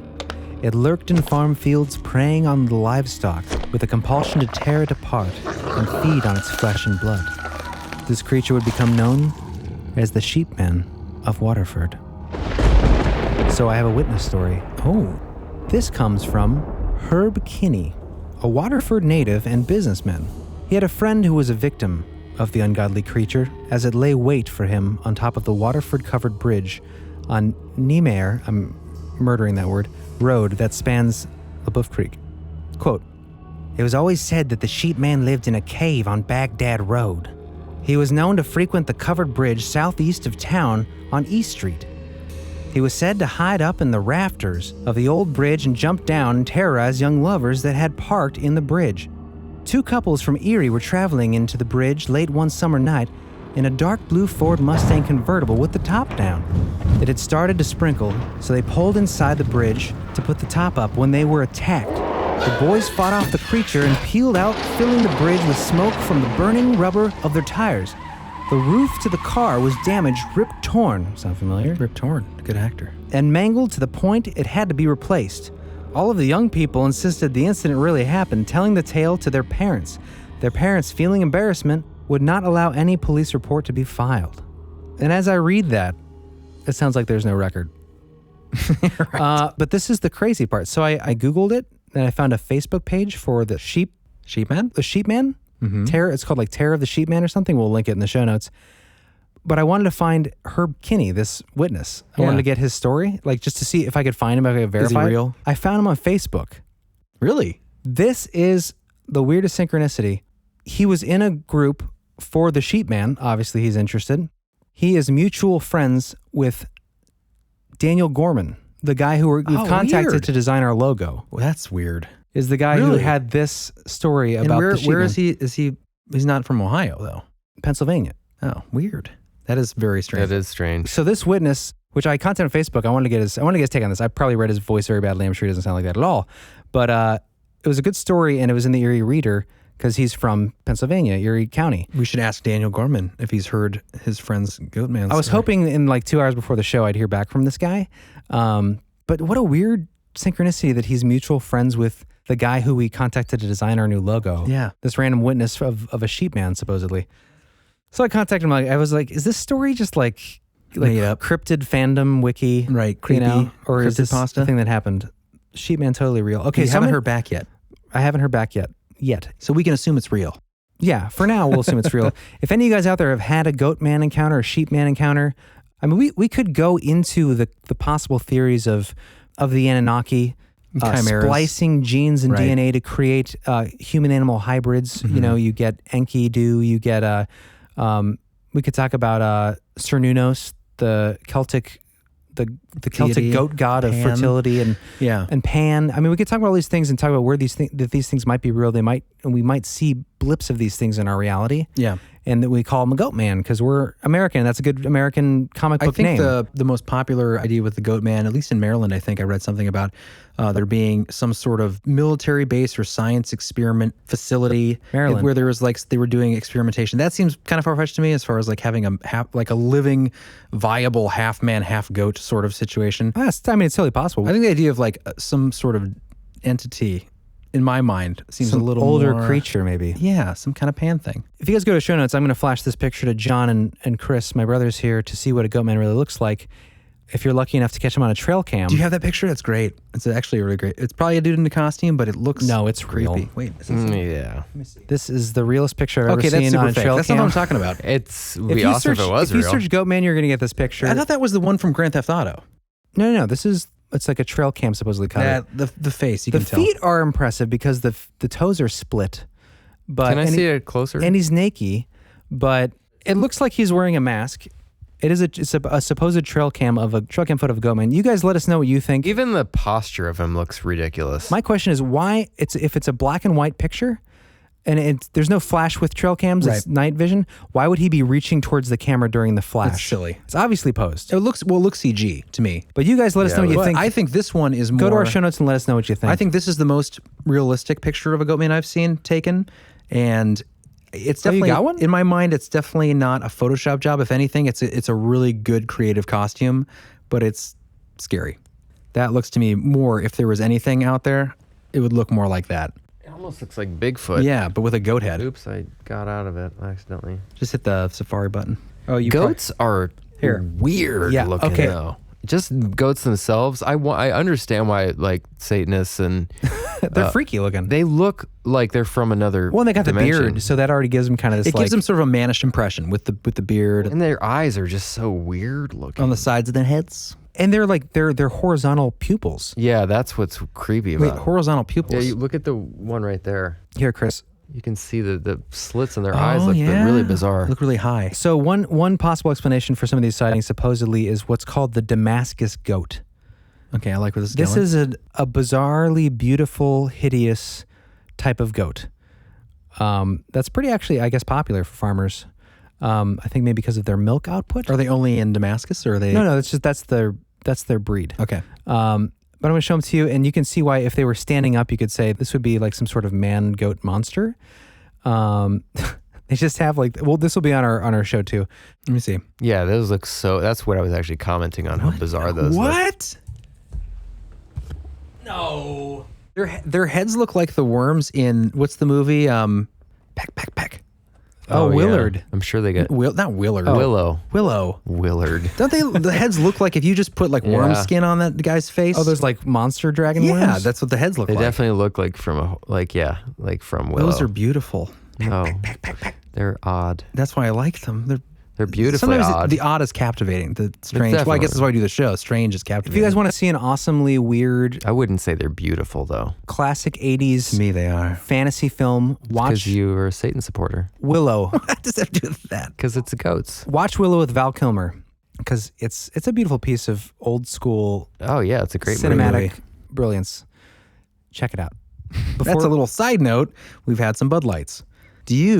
Let's do some speak pipes. Yeah, I was going to say, are you done with your goat when you wrap it up? Yeah, this episode. It's more storytelling. I feel like if we want to do a deep dive in this, I don't know how much research really Well, you this could do. is the thing with these topics. It's a lot of conjecture. It's a lot of trying to explain. It's more fun. I Yeah. wouldn't Yeah. take this stuff super seriously. Well, it's what people might be like. I take witnesses seriously when they seem genuinely affected. I could play, if you don't want to play the whole story, you can play the guy's final reaction to the story that he Let's told. hear an eyewitness. I want to hear his voice. All right. I'll just play it. Okay, and then play the one after. So as I was, coming back this direction to try to find where I made the wrong turn, I saw a man coming up out of the field, and I decided, well, I'll ask for directions. I thought he was a farmer or something. So I pulled over and I said, excuse me, do you know where Nez Road is? And, of course he didn't say anything, didn't respond or anything. So I pulled up parallel with him. And as I pulled up parallel, I looked out the window, I said, excuse me, do you know where Nez Road is? And that's when he turned. And he turned like this. And I'll never forget the look on those eyes, the red, fiery eyes. And he had these horns, like ram's horns, on the side of his head. And when I first saw him, I thought he had like waders on. But then I realized it wasn't waders, he had fur on his legs and hooves on him. And I was freaked out. I totally lost it. I just hit the accelerator and took off. And I'll tell you what, it was one of the craziest, most frightening experiences of my life. One of them? One of them. That'd be like the most crazy. By far. How many Goatmen have you seen on the side of the road? It's hard to tell from the audio, but when you see him express it, he does. It seems genuine. Now, do the one right after, which is just when they interviewed him the next day. When I looked down and saw him turn and look at me in those red eyes, it was as if those eyes were like peering into my soul, as if they wanted to reach in and like tear my heart out of my chest. That's what the feeling was like. I've been having nightmares since we went down there on Saturday and talked about it, just recounting and remembering that. It's something that I probably don't want to talk about after tonight, just because I think what we're dealing with here is something that's not of this world. I don't believe what I saw is human. Yeah, it reminds you of the trauma of seeing something like a shadow person or something where it feels completely evil. But where are they recording that? Because that was very distracting. Sounded like a child's gymnasium. It was a diner. Yeah. Judges. Yeah, no, I would say I wouldn't probably want to talk about it either if I really was terrified by it. And you really If you thought a think demon was going to rip your heart out. Well, yeah, and if you see something like that and you really believe that it is from another, I mean, it's like there's no more barriers left between what's real and not. Everything breaks down. Yeah. A friend of ours that we grew up with, his older brother always told us this story about when he was hunting. And he came across something in the woods when he was walking down a trail. And it was described the exact same way, basically like a goat man. But he got the impression that it was evil. It was this experience that we had to pry out of him after his brother, our friend, told us about it, and then we had to continually push him until he finally told us with tears in his eyes what had happened. That was when we were young. But I've tried to get him on the show, but he has not responded. So I don't know if we need to get him on if he's actually seen a Goatman. Who's that? Cameron. He saw a Goatman? Yeah. Do you remember that? Wow, we should have. I reached out to him already about it. Okay. Well, we'll have to get him on, and we will. If he actually did see one. Earlier, the witness report I read from Herb Kenny, the very beginning of his account was, it was always said the sheepman lived in a cave on Baghdad Road. Now, two things to that. One, weird. We were going to do the Baghdad Stargate today. Yeah. And we changed it up. Synchronicity. Just stop with the synchronicity. Okay. There's just too many at this point. I wanted I'm to tired mention. of it. I'm just tired. John's tired in general. I'm just tired of hearing synchronicities because they happen all the time. I know. now. They're getting redundant. Get to the point, synchronicities. The other part of that was, it was always said that the sheepman lived in a cave. And we've explored space, supposedly. We've gone to the moon, allegedly. Check out our moon landing hoax episode about that. But we haven't explored all of Mammoth Caves. There are a lot of cave systems that we can't spelunk far enough to really map these out. And it's rope. People disappear every year trying to get further and further into these different places around the world. What if these, this is obviously conjecture, but what if there are these things that use, like Dogman, Bigfoot, Sheepman, Goatman, Frogman, use these things coming up from the inner earth, where they use these things as a highway or a subway to get from point A to point B, where they're traveling. Maybe they have some sort of internal animal sonar, right, where they understand where they're going in the caves, where we would get lost. So we can't explore them. Maybe they've just been around longer. They know these caves. Or they just have like iPhone technology in a different way. Yeah. Or like subterranean iPhone technology. Their cell towers are underground. Different technology. They have 5G down there. So they're it's not 5G. It's 666G. I don't know. I'm just saying. You never know. No, they could have a whole different technology. Or they could have been around for a lot. Like if you want to consider that maybe these are leftovers from ancient advanced civilizations that did some gene splicing. Maybe they've been around long enough to map these things out, put places down below where they can survive and wander. Oh yeah. There are a lot of stories in the ancient lore in history, mythology, where different types of creatures, like if you want to go back to the Anunnaki and say these things were created, or they're just different types of entities that left the surface to go underground, maybe created civilizations underground. If you go back to our Hollow Earth episode and explore the vast amounts of space that are down there, now we have evidence of oceans down there. We have evidence of continents, of mountain ranges higher than Everest. A sun? Well, yeah, potentially a sun. A sky that goes, how many times higher than our sky? Underneath the earth. This is scientifically reported findings that we talked about in that episode. Worlds within worlds. Yeah, can't there be different types of species potentially down there that are using cave systems to access the surface? It's a crazy idea, but it's interesting. So crazy. I think it's probably one of the more likely ideas if these things are real. Yeah. Mm-hmm. Well, thinking about reptilians, we talked about this before on, I forget which episode, but we discussed the idea that maybe there was a breakaway evolution of like the dinosaur that became humanoid or whatever, which is funny because there is actually a scientific you have to believe in evolution for that. Well, you call it whatever you want. Evolution, long-term adaptation. Those are two completely different things. You're talking things. about macroevolution as opposed to micro, where it's long-form evolution, where one species becomes another. I shouldn't brought this up. I just want to read this interesting, fun thing. Well, you're also talking about the plot to Super Mario Brothers, the movie, where King Koopa very true came from a parallel dimension where dinosaurs evolved faster than mammals, which actually is an underrated film. It is. With John Leguizamo. If you do believe in evolution, and maybe for some people the verdict's still out on that, but what I'll say is, before you get into it, I believe in adaptation. I believe in microevolution. So do I. There's a lot of holes in macroevolution, like where something can turn from one species, like a mouse into... Like an amoeba into a whale? Right. The spaces between, and I know this is going to trigger a lot of people, but the jumps you have to make between those movements, and this isn't coming But Jeremy, billions of years. I know. But Jeremy. This isn't coming from even like a creationist standpoint or anything. This is just coming from an evidentiary standpoint. If you guys are interested in this topic and you want to see someone who actually comes from the perspective of genetic manipulation from ancient Sumeria and the Anunnaki, look up Lloyd Pye. Yeah, he's an evolutionary biologist.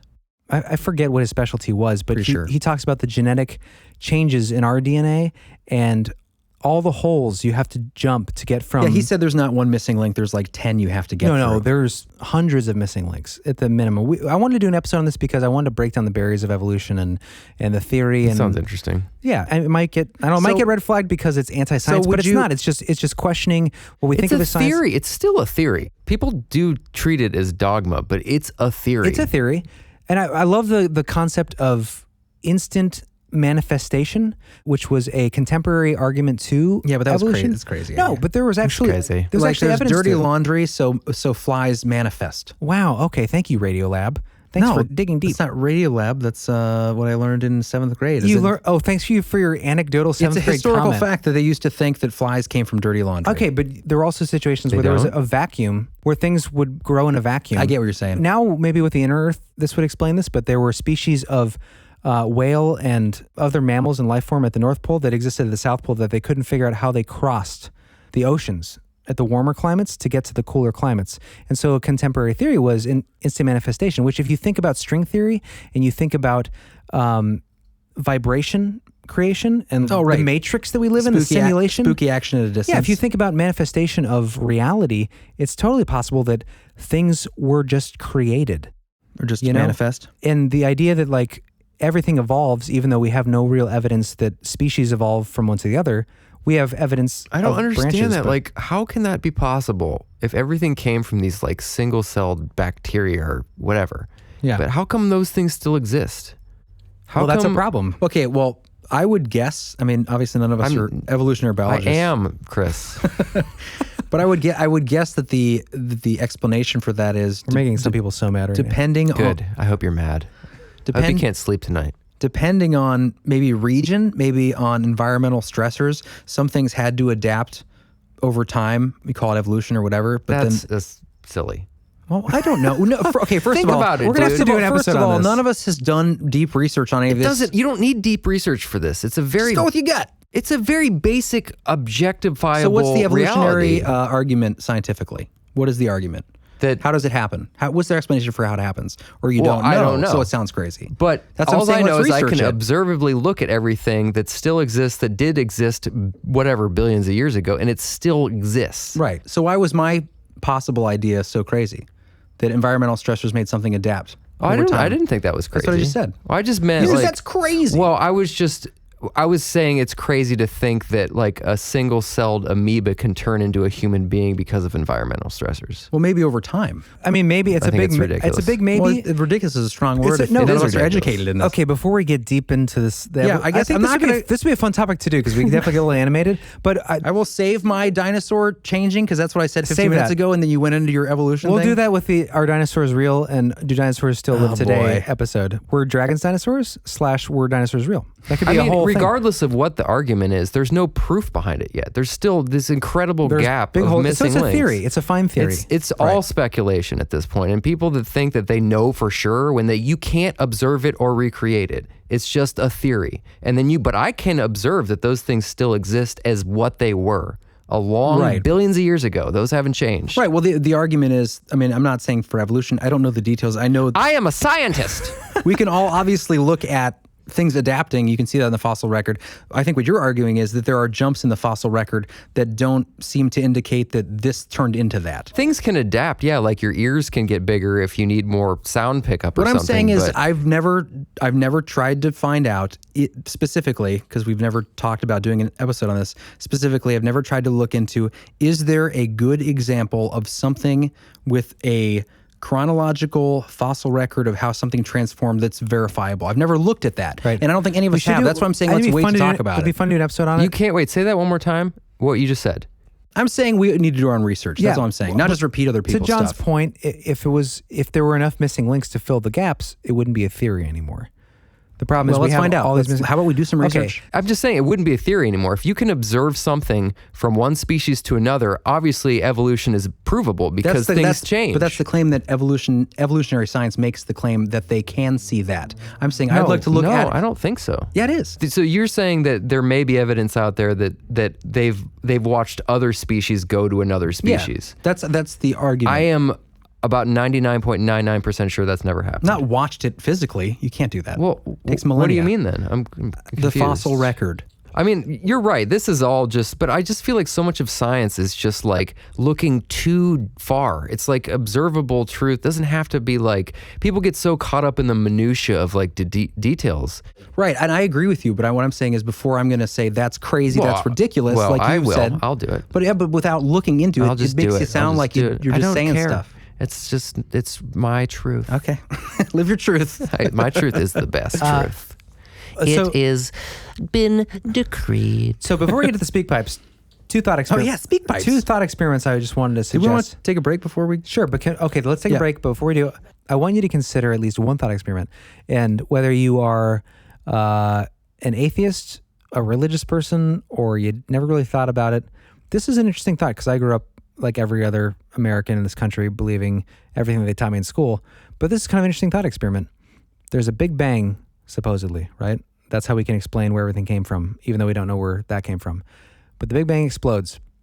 The only explosion in history to, instead of destroy, create.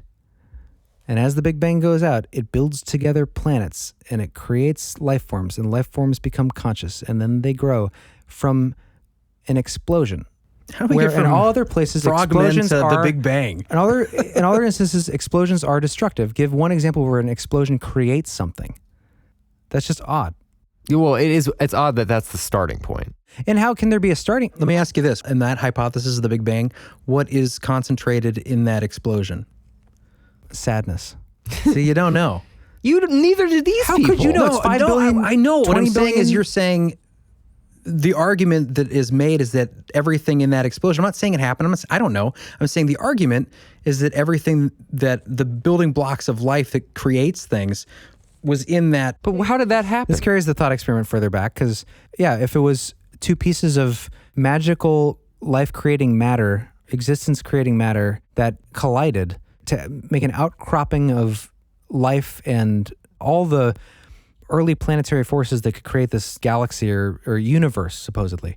Obviously, I mean, the question that just sits there, the big elephant in the room, where did those two pieces come from? Right, that's a whole episode. It's just sort of like 3 buildings fell on one day from a fire that had never happened before. Oh, September 11th, bringing it back. What is that time of year? Any of this is connected. You're just throwing things out of your connected. Head. It's like, what about the beginning of the universe? It's a joke. It's like they expect you to believe things out of hand that seem just sort of ridiculous to just someone observing. But you take it at face value. So much of reality is built on these sort of just like, well, that doesn't really seem right, but I guess so because they're telling science. You it is. Yeah. Same with global warming. It's like, it's just this sort of bashing people over the head with this one side of the story, and you're not allowed to talk about the other side at all, even though it doesn't make sense. Like 9/11. There's a whole lot of effing holes in that story, but look at Chris is so Chris frustrated is like, right now. We're losing so many subscribers right now. No, I'm just thinking what bothers me is the they term makes us sound like we're throwing everything into a pile because we always like to. Who said they? Who said they? About what? They want to convince us that they are all behind all the same stuff. Okay, it's a blanket statement, but I don't mean it like that. That's how it comes off. Well,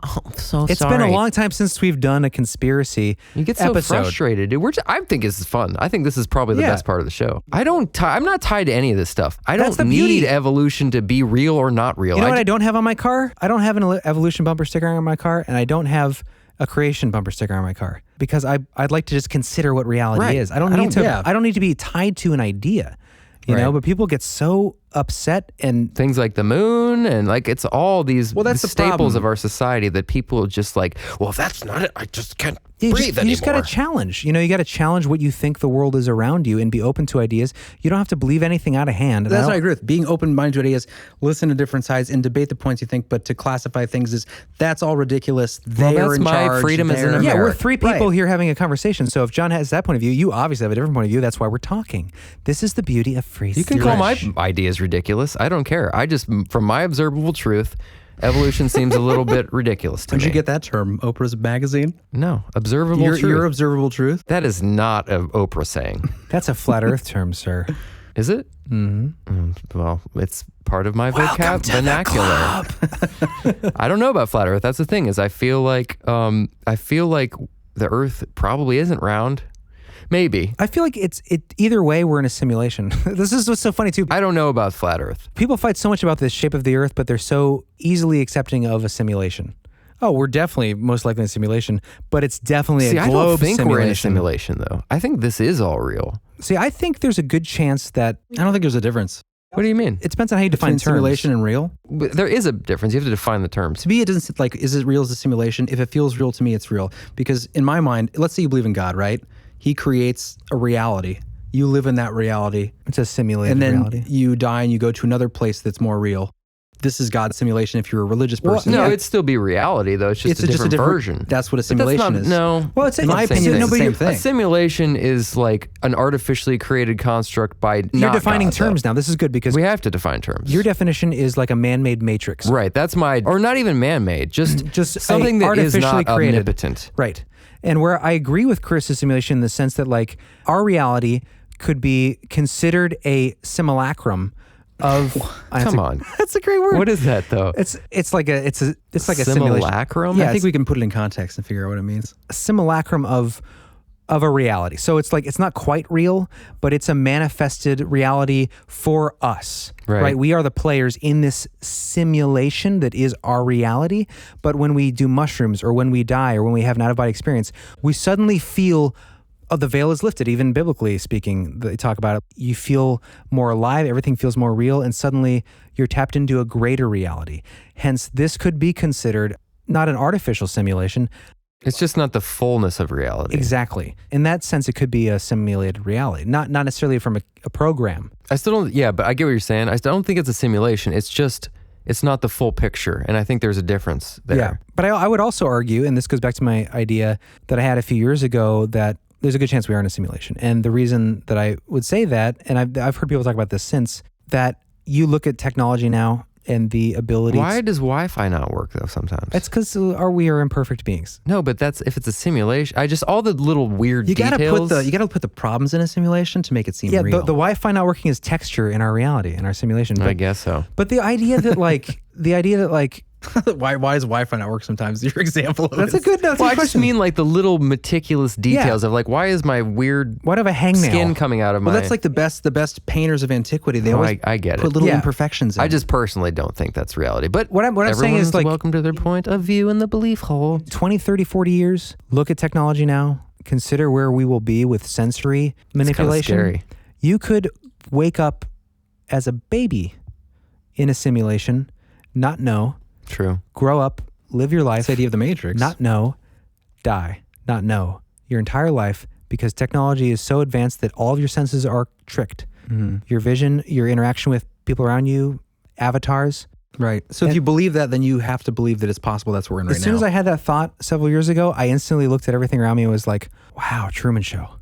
Wow, I Matrix. think everyone's had that feeling I'm before. sure. Anyone that thinks outside of their day-to-day reality and that there's something greater. Especially when synchronicity starts I was just to going to kick say, in. yeah.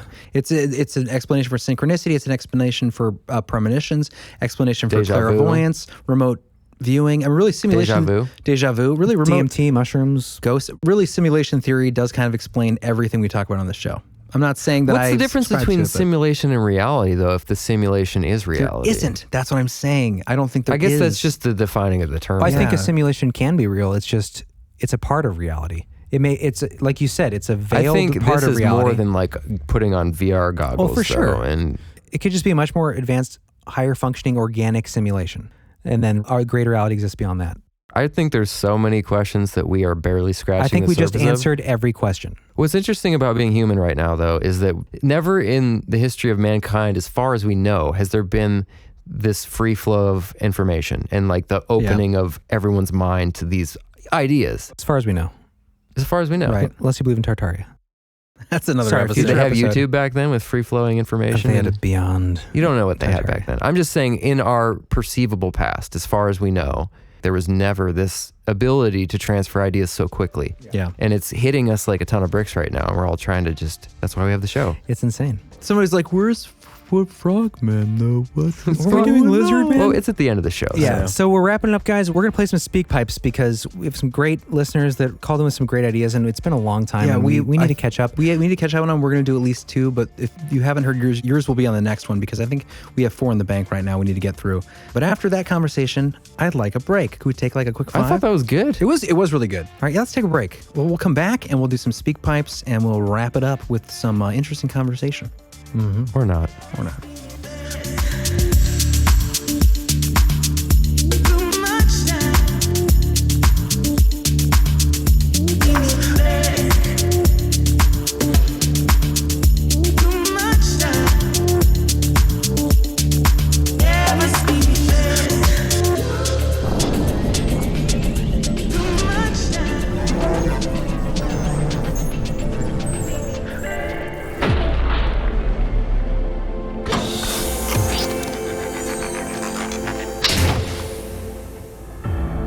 Greetings, humans.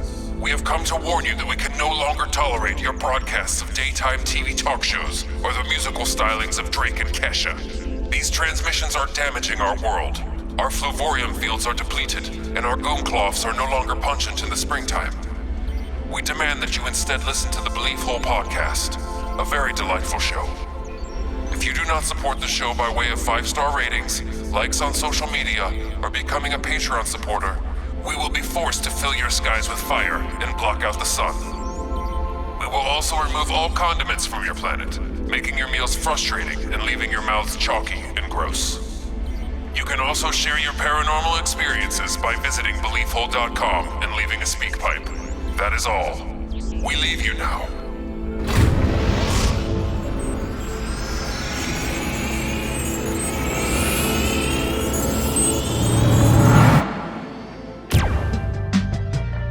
And we're back. Hello. Welcome back. Hello, beautiful men and women of the world. Thank you for joining us on this last segment of The Belief Hole. If you've stuck around this long, you're welcome. Congratulations. Thank you for... Yeah, more like congratulations. Yeah, thank you for hanging around. We got some Speakpipes that are long overdue that we're going to play and discuss. So sit back, relax, and enjoy. Roll tape. Hey, y'all. In the last episode, you mentioned Charles Lindbergh and his son's kidnapping. Did you know there's a conspiracy there, too?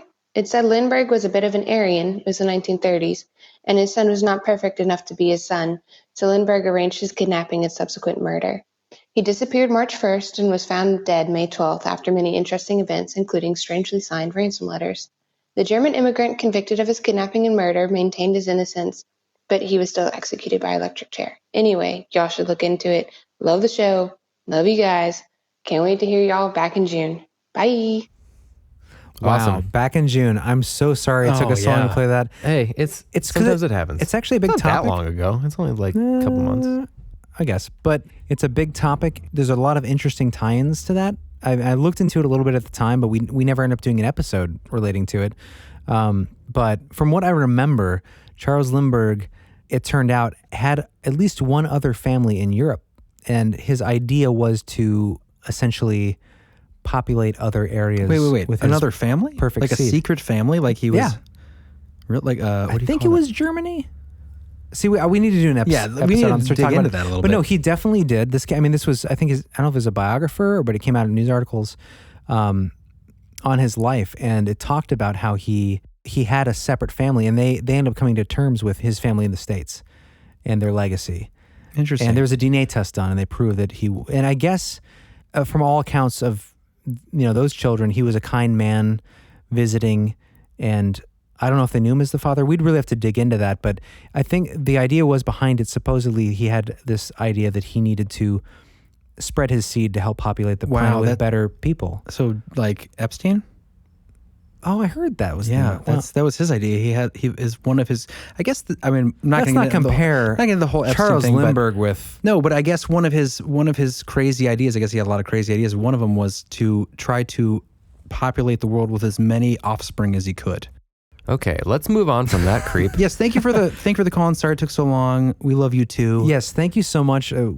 That's been burning in my brain because we never played it because we never had a relevant topic. But I'm glad we talked about it. Okay, thank you for the write-in or the Speakpipe. Yes, thank you for that Speakpipe. Next up is Anna. Hey you guys, my name's Anna. I'm from the Central Coast of California. I just finished your last episode on black dogs, and I wanted to share my experience with you guys. So around 5 years ago, I lived pretty much out in the middle of nowhere at the foothill of some mountains in the middle of an orchard. And I was driving home super late one night in the middle of a storm. And I came up to the fork in the road that I had to turn at in order to get to my house. And I make the turn and I instantly have to slam on my brakes because sitting there in the middle of the road, blocking the whole road, was this huge, very strange looking black dog. And I knew instantly when looking at this thing that something was not right, that it was paranormal, that it was something I had never seen before. And it just stared at me, and it just felt like it was staring into my soul. It was so strange. Then it slowly got up and walked through the fence that it was next to. And I checked the next day. There's no holes in the fence. There was no physical way it could have done that. I honestly don't know what to make of it. But the strangest thing about this experience was exactly 1 week later, one of my best friends suddenly passed away. So it's always troubled me, and I've always wondered if it was some sort of omen. And I've always wondered if there was people that had a similar experience. But anyways, thank you for listening to me. I love your guys' podcast. Bye. Thanks, Anna. Wow. That was cool. Yeah. That's a pretty trippy story, too, because, that's just something that's got to stick with you. Watching something walk through a fence that obviously didn't have a hole in it. A giant not black human. dog. Yeah, and then your friend dies. Well, that too. Yeah. Pretty crazy. That's sad. Really heavy, and it's weird because our last episode we talked about the black shuck. That was the last episode. Yeah, right? it was. That's what she was referring to. Yeah, and that idea of it being an omen, of foreboding of something tragic to come. Did she say where it happened? I think she might have said in Let's there. play the beginning again real quick. Hey, you guys. My name's Anna. I'm from the Central Coast of California. I just finished your last episode. Interesting. That's not what I would expect the dog man to appear. Well, it's not a dog man. Well, it could have been. It's a dog man crawling. Yeah. Well, she's a giant black dog. It sounded like it walked on uprights, right? The way she said it? Play it. Should we play it again? Let's play it again. And I was driving home super late one night in the middle of a storm. In the middle of a storm, I came up to the nonetheless. fork in the road that I had to turn at in order to get to my house. And I make the turn and I instantly have to slam on my brakes because sitting there in the middle of the road, blocking the whole road, was this huge, very strange looking black dog. And I knew instantly when looking at this thing that something was not right, that it was paranormal, that it was something I had never seen before. And it just stared at me, and it just felt like it was staring into my soul. It was so strange. Then it slowly got up and walked through the fence that it was next to. It walked through the fence. Yeah. And this thing's... I guess dogs can't walk though, right? Unless they're on two legs. What? Well, dogs, you walk your dog, right? He's got four legs. Well, I walk him, what's but he doesn't weird- walk me. But he walks. If a dog walked through the grass... So it just seems weird. He though. hovers. But what's weird about this story too is also that, first of all, it takes up the whole road. Yeah. Sounds well in the very middle large. of the storm, In a laying storm. in the road. Why would you, if you're a dog and you want cover from rain because Yeah, you're a mortal the whole animal, thing is very you'd be bizarre. under a tree, but he's laying in the road to block the path. So it can pierce your eyes with a sense of Doom. foreboding. Doesn't matter if it walked or not. It could have floated away. Also, she said that she lives in the middle of nowhere, right? Yeah. So this isn't someone's stray pet. What I want to know is more details about, because she said something looked very It didn't strange, look right. odd. Something odd about it was very She said it looked paranormal. Yeah. She knew right away it was like paranormal. because there was something off about it. And I wish we had more detail about it. But yeah, I mean, Definitely sounds very life-changing. And well, especially if she connected that to the tragic loss of her friend. Yeah. Like, well, that's even weirder. And that does seem to be a common theme with Yeah, absolutely. the black shuck in Britain, but you also have the banshee and Yeah. all these other dark, foreboding things. Ravens and Yeah. folklore, same thing. Black animals in general. What if it's all the same thing taking different forms?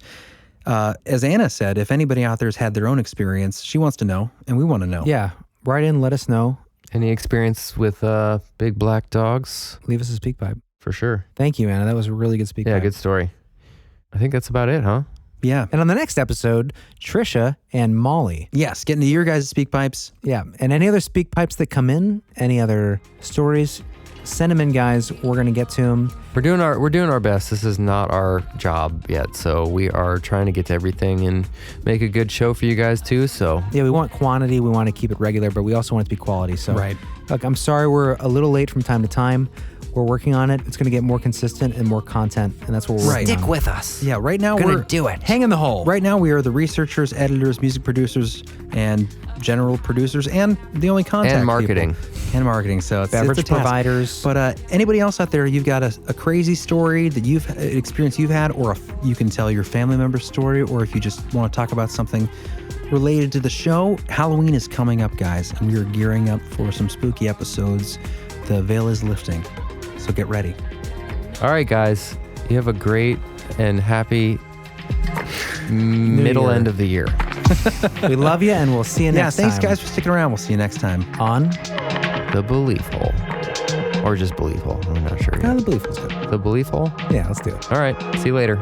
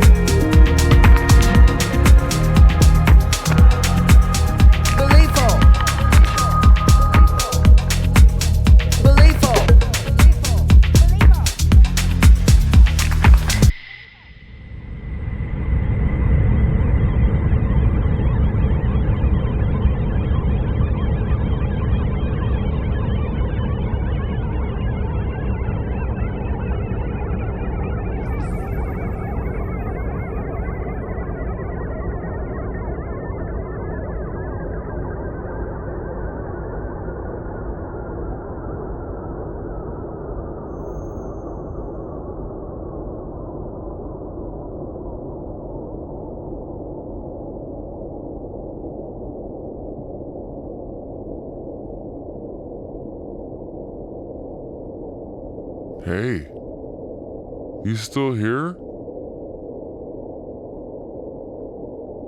You must really like the show. That's great. What are you doing here?